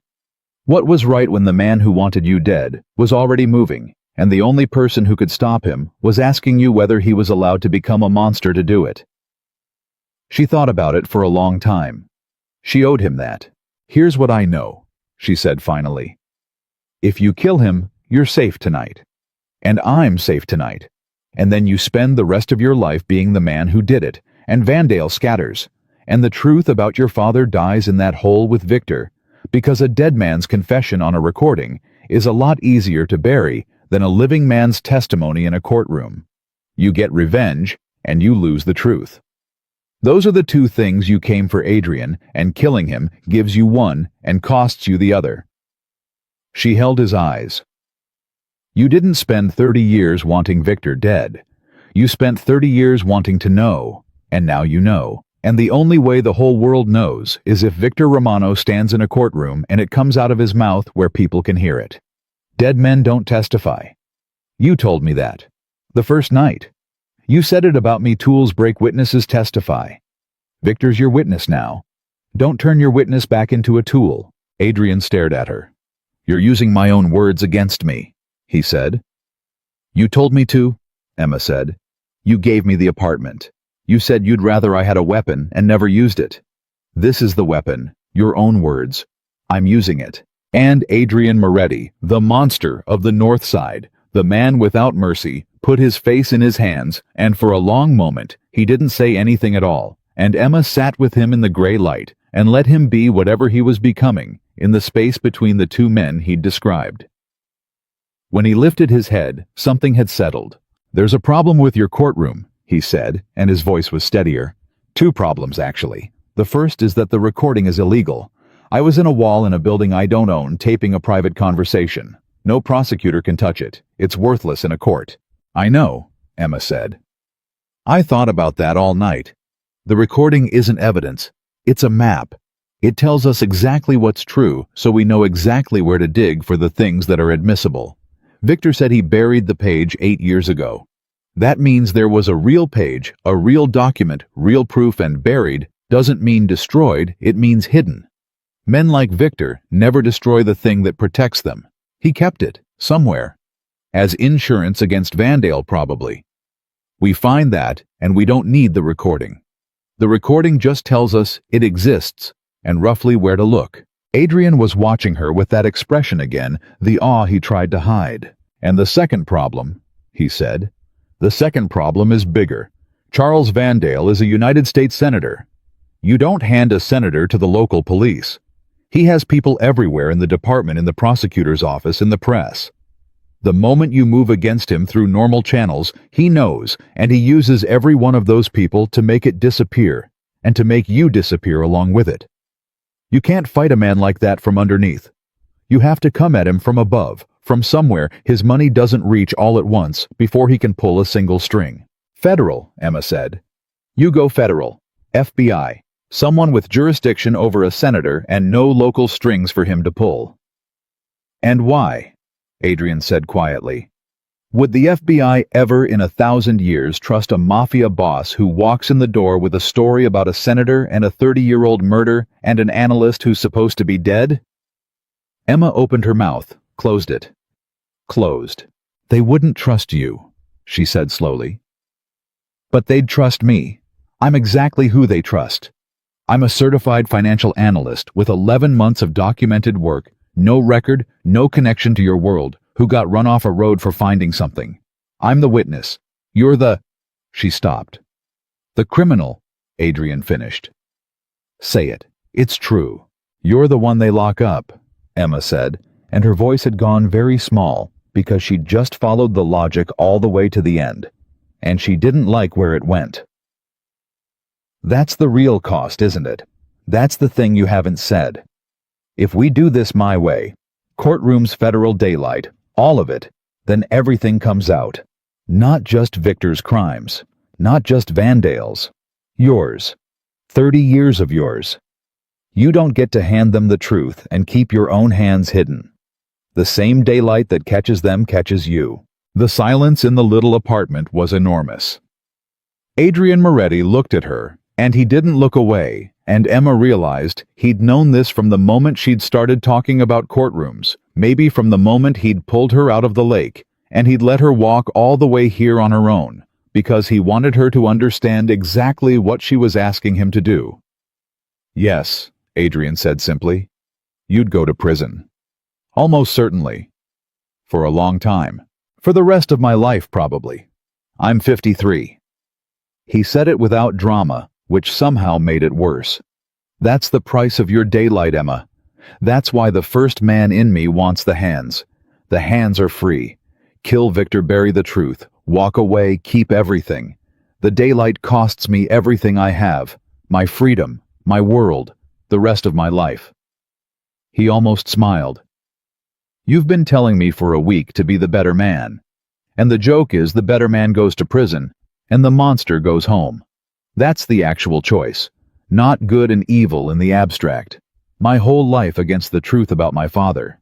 That's the trade. Emma felt tears in her eyes and hated them. I can't ask you to do that, she said. I can't. That's not a fair thing to ask anyone.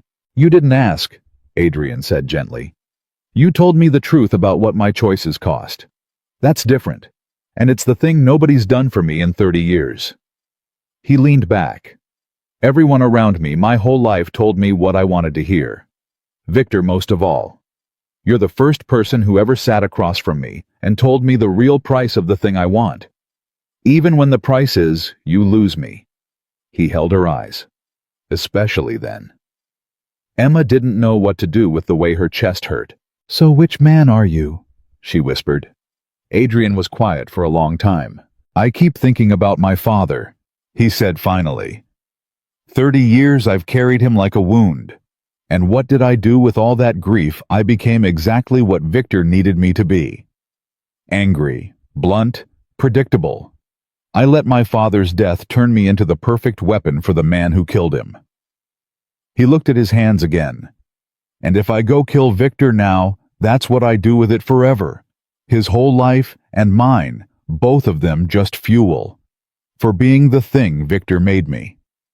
He looked up. Or I do the one thing Victor never once in 26 years imagined I was capable of. I choose the head over the hands. I choose the truth over the revenge. I walk into a federal building and I put my whole life on the table to make sure the world knows what he did to my father, to you, to all of it.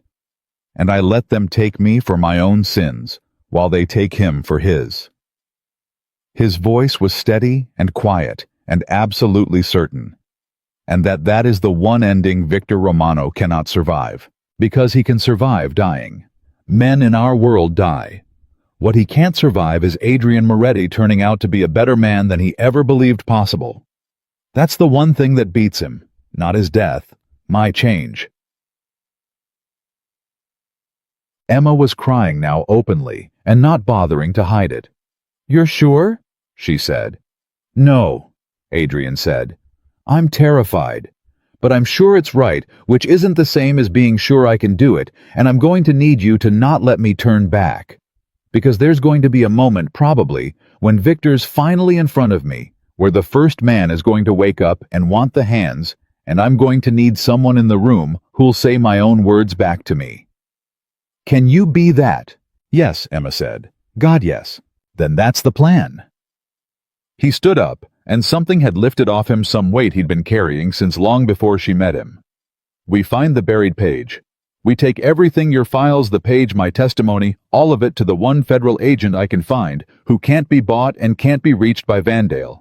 And I trade the rest of my life for the truth. He picked up the recorder.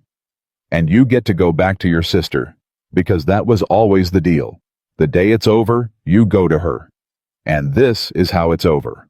But Emma was already shaking her head because a cold thought had arrived. Adrian, she said. The buried page, Victor's insurance. Where would he keep something like that? Adrian went still. Somewhere only he could reach, he said slowly. Somewhere he trusts completely. Somewhere no one in my world would ever look, because it's his, and it's safe, and... His face changed. The club. The room he goes to when everything's wrong. The one place he'd never sweep because he trusts it. A cold understanding. It's in the club, Emma. His insurance is in the same room I was standing outside of 6 feet away 4 hours ago. Then we go back, Emma said. No. Adrian's voice was hard. I go back. You've done the impossible part, you've built the case, you don't go anywhere near that building. Sal and I go tonight while Victor's still running around trying to find you, and we... His phone rang. He looked at it.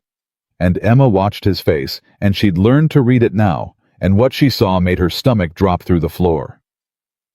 It's Sal, he said. But he didn't sound relieved.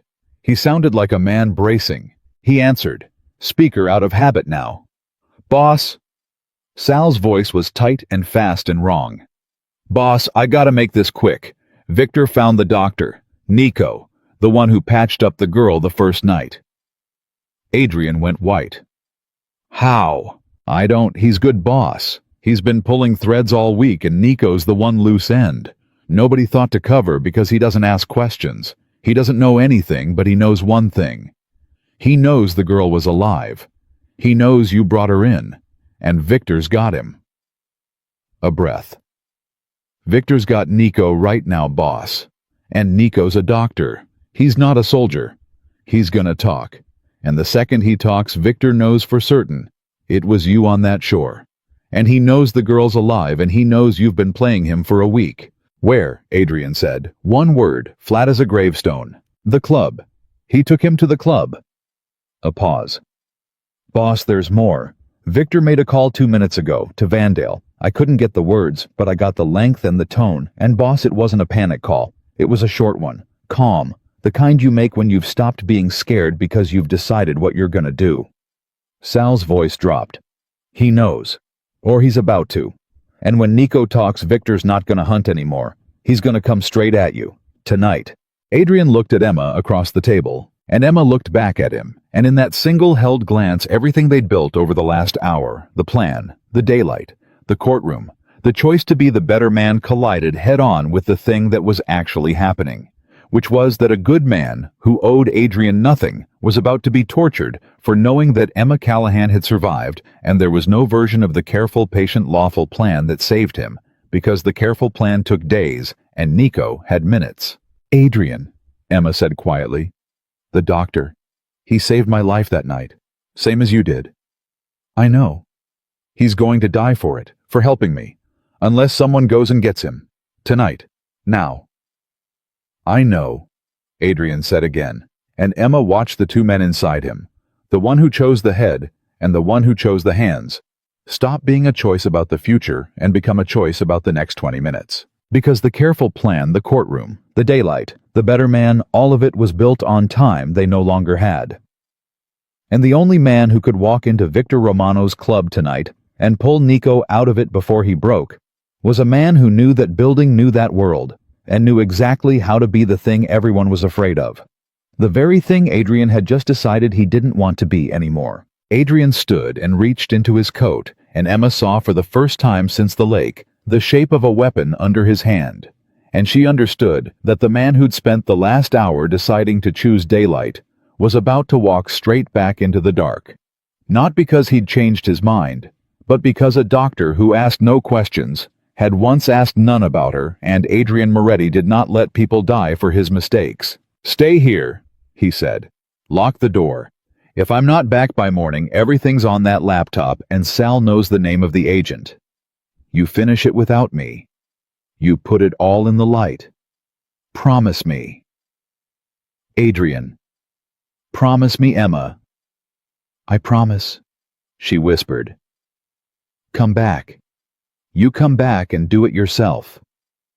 You promised me the day it's over, I go to my sister. You don't get to make that promise and then not come back. Do you hear me?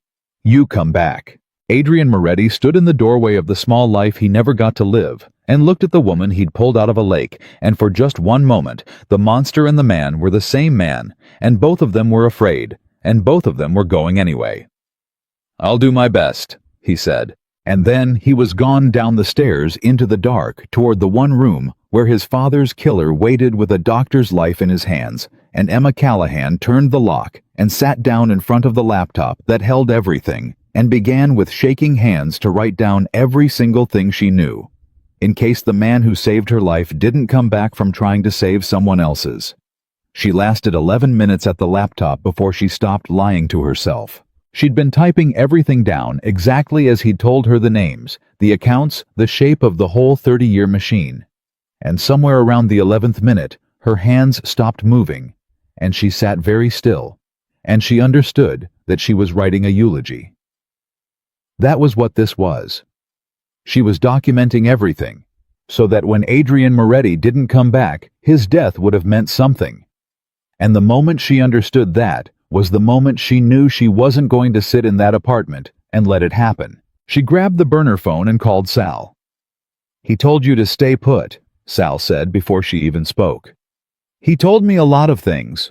Where are you?" "Outside the club. Emma, I'm not bringing you here."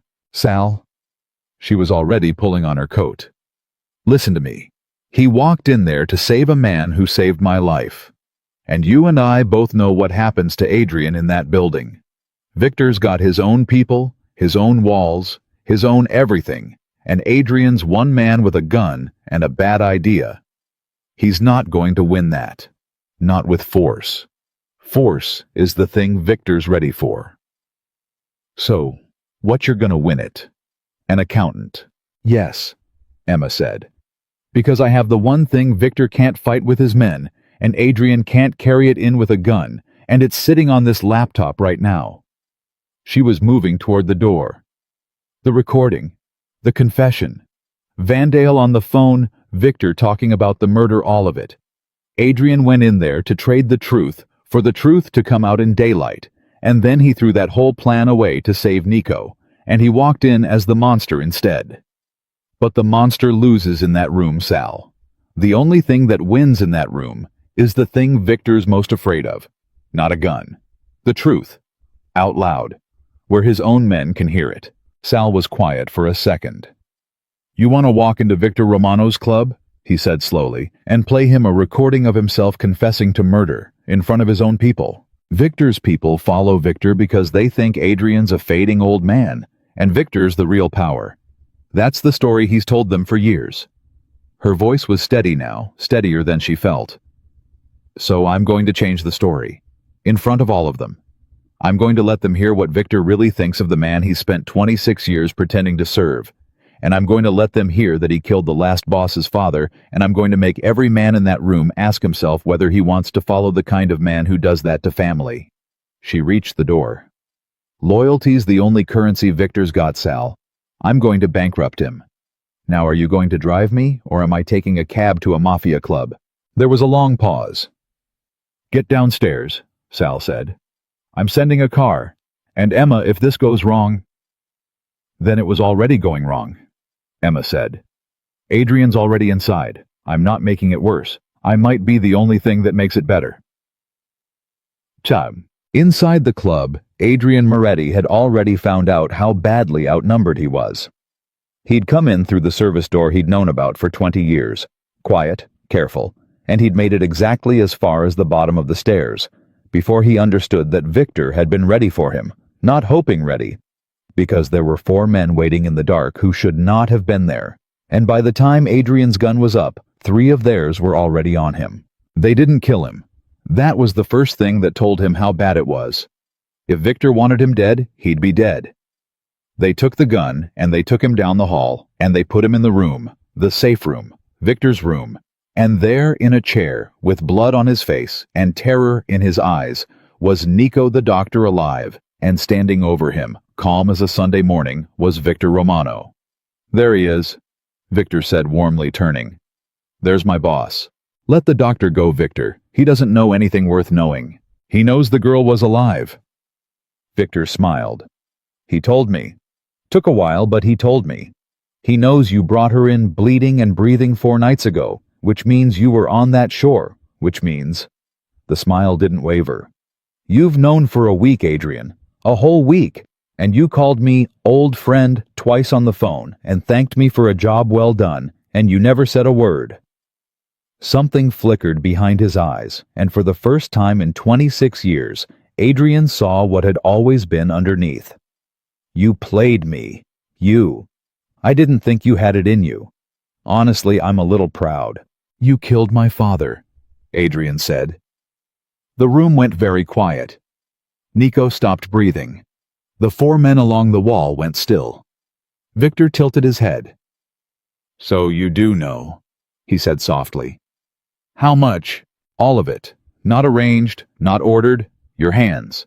And then 30 years of my mother's funeral and your arm around my shoulders, and I'll always look out for you."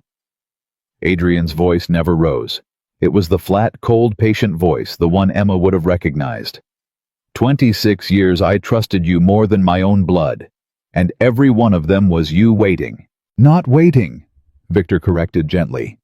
"Building. You think I wanted this? I built you an empire, Adrian. I ran it clean and quiet from behind you for 2.5 decades. You got to be the king. You got to have the rules and the honor and the reputation. And I got to do the actual work of keeping it all standing from the shadows, where nobody ever said thank you." He crouched down to Adrian's eye level. "Your father was going to trace the money. He was going to find Charles, and Charles was going to burn, and Charles was the future, a lawyer with a name, a man who could put us somewhere real, somewhere legitimate, somewhere with senators and hospital wings, instead of just this. Your father would have thrown all that away over pride. So I made a choice.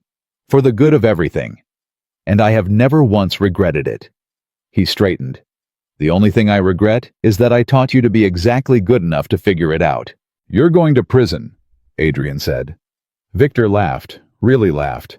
"Prison? You're going to put me in prison. Adrian, you're a mob boss tied to a chair in a club that doesn't officially exist with a gun on the floor and 4 of my men on the wall. There's no prison in your future. There's a shovel." He nodded at Nico. 2 shovels. I'm sorry about the doctor. I really am. He seems like a decent man. But decent men who know things are the most dangerous kind." He reached down and picked up Adrian's gun off the floor, checked it, and looked almost sad. "I wish it hadn't come to this. I did love you, you know, in my way. You were the best thing I ever built." And it was in that exact moment, with his own gun in his father's killer's hand, tied to a chair, out of moves, having thrown away the careful plan, and the daylight, and everything. Emma had helped him choose, having walked back into the dark, to save one man, and found only his own grave. That Adrian Moretti heard the door open behind him. And a voice he knew said into the silence, "Before you do that, you should probably hear something first." Every head in the room turned. Emma Callahan stood in the doorway, soaking wet from nothing, pale, terrified, entirely out of place, holding up a phone. And Victor Romano's face, for the first time in 30 years, came completely apart. "You," he breathed. How are you?" "Alive," Emma said. Her voice was shaking. She didn't care. "Yeah, I keep hearing that. Turns out somebody pulled me out of your lake." She looked at Adrian, tied to the chair, blood on his face, and something crossed her expression, and then she looked back at Victor, and she pressed a button on the phone. And Victor Romano's own voice filled the room. "Don't you put this on me, Charles. I have kept this quiet for 3 decades. When Moretti's father started asking questions about where his money went, who fixed that? Charles, who made sure the old man never traced it back to you?" "Me. I did." "Turn it off," Victor said. "I find the girl, and this time I don't hand it to somebody else. I do it myself. Turn it off."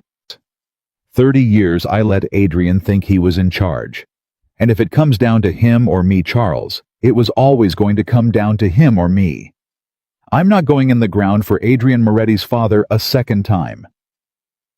Emma stopped it there. The silence that followed was the loudest thing in the world. She wasn't looking at Victor. She'd figured that out in the car on the way over. Gripping the seat, terrified, she'd realized that the play wasn't Victor. Victor was already lost. You don't shame a man who feels no shame. The play was the 4 men along the wall. So she looked at them, one at a time. The way she'd look at a spreadsheet that didn't add up. "He killed the last boss's father," she said to them. Quiet, reasonable, the accountant laying out the numbers. With his own hands, family. And then he stood at the funeral and lied to the son's face for 26 years, and he just told a senator on the phone that the second it was useful, he'd put that son in the ground too. She let it sit. You all followed him because he told you he was loyal to Adrian. You just heard what his loyalty is worth. So ask yourselves one question. If he'd do that to the man he called family for 26 years. She looked from face to face. What exactly do you think he's going to do to you the day you stop being useful? Nobody moved, but something moved in them. Emma saw it, the tiny shift, the flicker of men recalculating, men who lived and died on loyalty, realizing they'd sworn theirs to a man who had none. It wasn't much. It was everything. "She's got a recording," Victor said fast now, his voice climbing back towards smooth and not quite making it. "So what? It's nothing. It's not admissible. It's not she made it in a wall. It's garbage in a courtroom. She knows it, she's not here for a courtroom." He was talking too fast. "She's here because it's the only card she's got, and it's a bluff, and—" "It's not for a courtroom," Emma agreed. "You're right. It's illegal. Worthless to a prosecutor." She almost smiled. "It was never for a prosecutor, Victor. It was for them." She nodded at the 4 men. "The courtroom gets something else." And that was when Sal came through the door behind her with 6 men of his own. Adrian's men. The ones who'd been loyal to the boss and not the advisor. The ones Sal had spent the whole drive over calling. And suddenly the math in the room was very different. And the 4 men along the wall who had just heard exactly what Victor Romano thought of loyalty made their choice in the space of a breath. They stood down. Victor watched it happen. Watched his own men lower their eyes and step back. Watched 26 years of careful power evaporate in the 90 seconds it took to play his own voice back to him. And he did the thing that men like Victor always do at the end when the empire's gone and the smooth voice fails. He raised the gun. Adrian's gun. And he pointed it not at Sal, not at his own men, not at Emma. He pointed it at Adrian. "No," he said, very calm now, very final. "No, if this is how it ends, then it ends the way it started. With my hands on a Moretti." His finger tightened. "I'm sorry, son. You really were the best thing I ever—" "Victor." It was Adrian, still tied to the chair. Calm. Looking up at the man about to kill him with something that wasn't fear and wasn't hate. Something worse for Victor. Something like pity. "You spent 30 years, Adrian said quietly, "betting I'd never be anything but the weapon you made. And you were almost right. An hour ago I was going to come here and kill you with my hands, and you'd have died knowing you were right about me to the end." He held Victor's eyes. "But I'm not going to give you that. I'm not going to be the thing you built. So go ahead. Pull it." and die knowing the last thing you ever did was prove that the son turned out to be a better man than the father's killer ever believed he could be. That's the only ending you can't survive, Victor. Not my death, my choice. Pull the trigger. You still lose. Victor Romano stood there with the gun on Adrian Moretti, and for one long, terrible second, Emma was certain he was going to do it. And then something in Victor's face collapsed. Not remorse, he never had that, but something more useful and more human. The simple, crushing understanding that Adrian was right, that killing him now was Adrian winning, that there was no version of this room where Victor got to be the man he'd always believed he was. His hand wavered, and in that wavering half-second, Sal crossed the room and took the gun out of his hand, and it was over. And Victor Romano didn't fight it because there was nothing left in him to fight with. The empire was gone. The men were gone. The smooth voice was gone. All that was left was an old man in a room full of people who finally knew exactly what he was. Emma ran to Adrian and got the ropes off his wrists, and Nico Fried was already checking the blood on Adrian's face with shaking hands and a doctor's reflexes muttering that it looked worse than it was, and Adrian caught Emma's hand as she worked and held it just for a second. "You were supposed to stay in the apartment," he said. "You were supposed to come back," Emma said. "We both broke our promises. Call it even." The federal agent Adrian had chosen was a woman named Diane Okafor, who had spent 9 years trying to touch Charles Vandale and never once getting close enough, and who listened to the whole thing in a plain room across a plain table without changing her expression once. She couldn't use the recording. Emma had told her that going in, illegal, inadmissible, worthless in court. But the recording was never the point. The recording was the map. It told Okafor exactly where Victor Romano had buried his insurance 8 years ago. And Victor's insurance, the real document, the original proof kept all those years in the safe room of the club as protection against Vandale, was admissible. Beautifully, completely admissible. Charles Vandale's signature on money that had started its life as a stolen pension fund. The thing Emma had spent 11 months chasing and never quite reached because it had been sitting the whole time in the one place no auditor could ever look. And there was Victor himself, who, when he understood that Adrian had chosen daylight, that there would be no shovels and no lake, that he was going to a courtroom and not a hole, did the last thing anyone expected. He talked. All of it. Not out of remorse, out of spite. Because if Adrian got to be the better man, then Victor was damned if Charles Vandale got to keep his Senate seat and his clean name while Victor rotted. If Victor was going down, the senator was going down with him, and Victor Romano had 30 years of receipts. Why? Okafor asked Adrian at the end in that plain room. "You understand what you're handing me. There's enough here to take down a senator and a whole criminal operation. And a good chunk of it is you. You're not walking out of this a free man, Mr. Moretti. You know that." "I know that," Adrian said. "Then why?" Adrian was quiet for a moment. "Because a long time ago," he said, "somebody I trusted killed my father to protect a lie, and I spent 30 years becoming exactly the kind of man he needed me to be so the lie could keep living. And a few weeks ago, I pulled a woman out of a lake who spent the whole time she knew me telling me the difference between the man I was and the man I could have been." He glanced at Emma. "I'm 53. I don't have 30 more years to figure out which one I want to be. So I'm choosing now, while it still costs me something. Because a choice that costs you nothing isn't worth anything." Okafor looked at him for a long moment. "It's going to cost you a lot," she said. "Good," Adrian said. "Then it means something." They arrested Charles Vandale on the floor of a fundraiser in front of 200 donors and a wall of cameras, and it was the kind of fall that gets remembered. A United States senator, a decorated public servant, a name on hospital wings and scholarship funds, revealed all at once as the architect of a 30-year criminal empire built on a murdered man's stolen money. Vandale International came apart in a week. The politicians who'd taken the clean money spent the next year explaining themselves. The whole rotten structure, 3 decades in the building, collapsed the way rotten things do once the light finally hits them, fast and completely and long overdue. Victor Romano was convicted of the murder of Adrian's father, along with a great many other things, and he went to prison, and he did not come out. And Adrian Moretti stood in a courtroom and answered for 30 years of his own life, and he did not lie, and he did not minimize. And when it was done, they took him away for a long time. Not the rest of his life in the end, because he'd handed them everything, and a fair judge accounted for it, but long enough that both he and Emma understood what the number meant. Long enough that when he walked back out, the world would be a different one, and so would they. Emma was there for every day of it.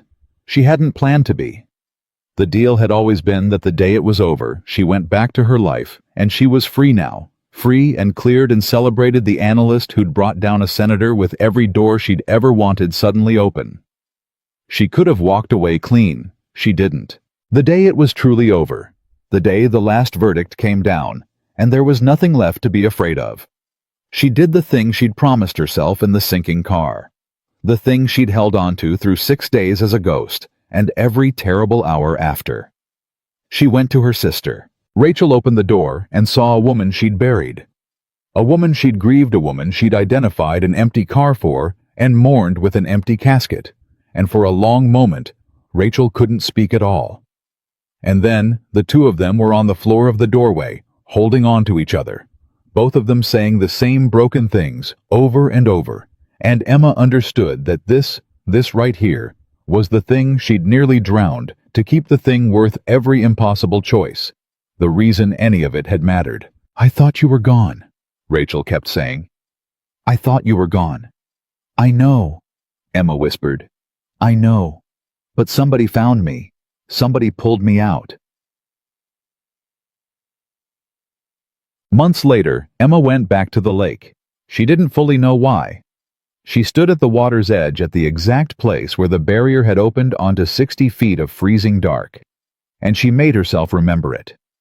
The pedal going soft, the parking brake coming off in her hand, the water at her collarbone, the certainty that no one was coming, that she was going to die alone and afraid in the cold, and that the world would never even know it had been murder. And then she made herself remember the light, the shape hitting the water, the hand through the broken glass, and the voice against her ear, low and furious and steady.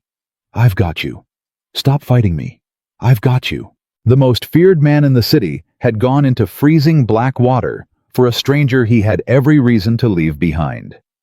And it had cost him everything, his empire, his freedom, the whole life he'd built.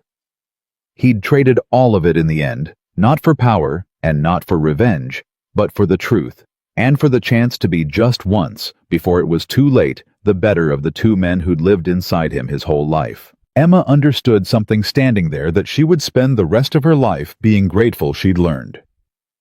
People are not the worst thing they've ever done, and they are not the reputation the world hands them, and the truth of a person is not written in what others say about them, or even in their own past. The truth of a person is written in what they choose, when the choosing is hard, and costs them everything, and no one would ever know if they chose the easy way instead. Adrian Moretti had spent 30 years being the monster the world believed him to be. And when the one moment came that would define him forever, tied to a chair, his father's killer in front of him, his own gun in the wrong hand, every reason in the world to be the weapon he'd always been, he had chosen instead to be the man who told the truth.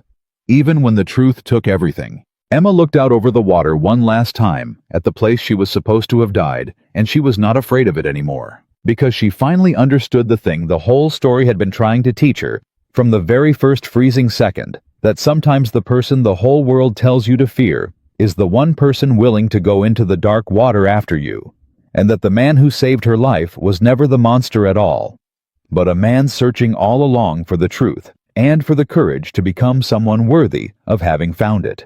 And that truth, once it finally reaches the light, is the one thing in this world that no lie, no empire, and no amount of fear can ever bury again.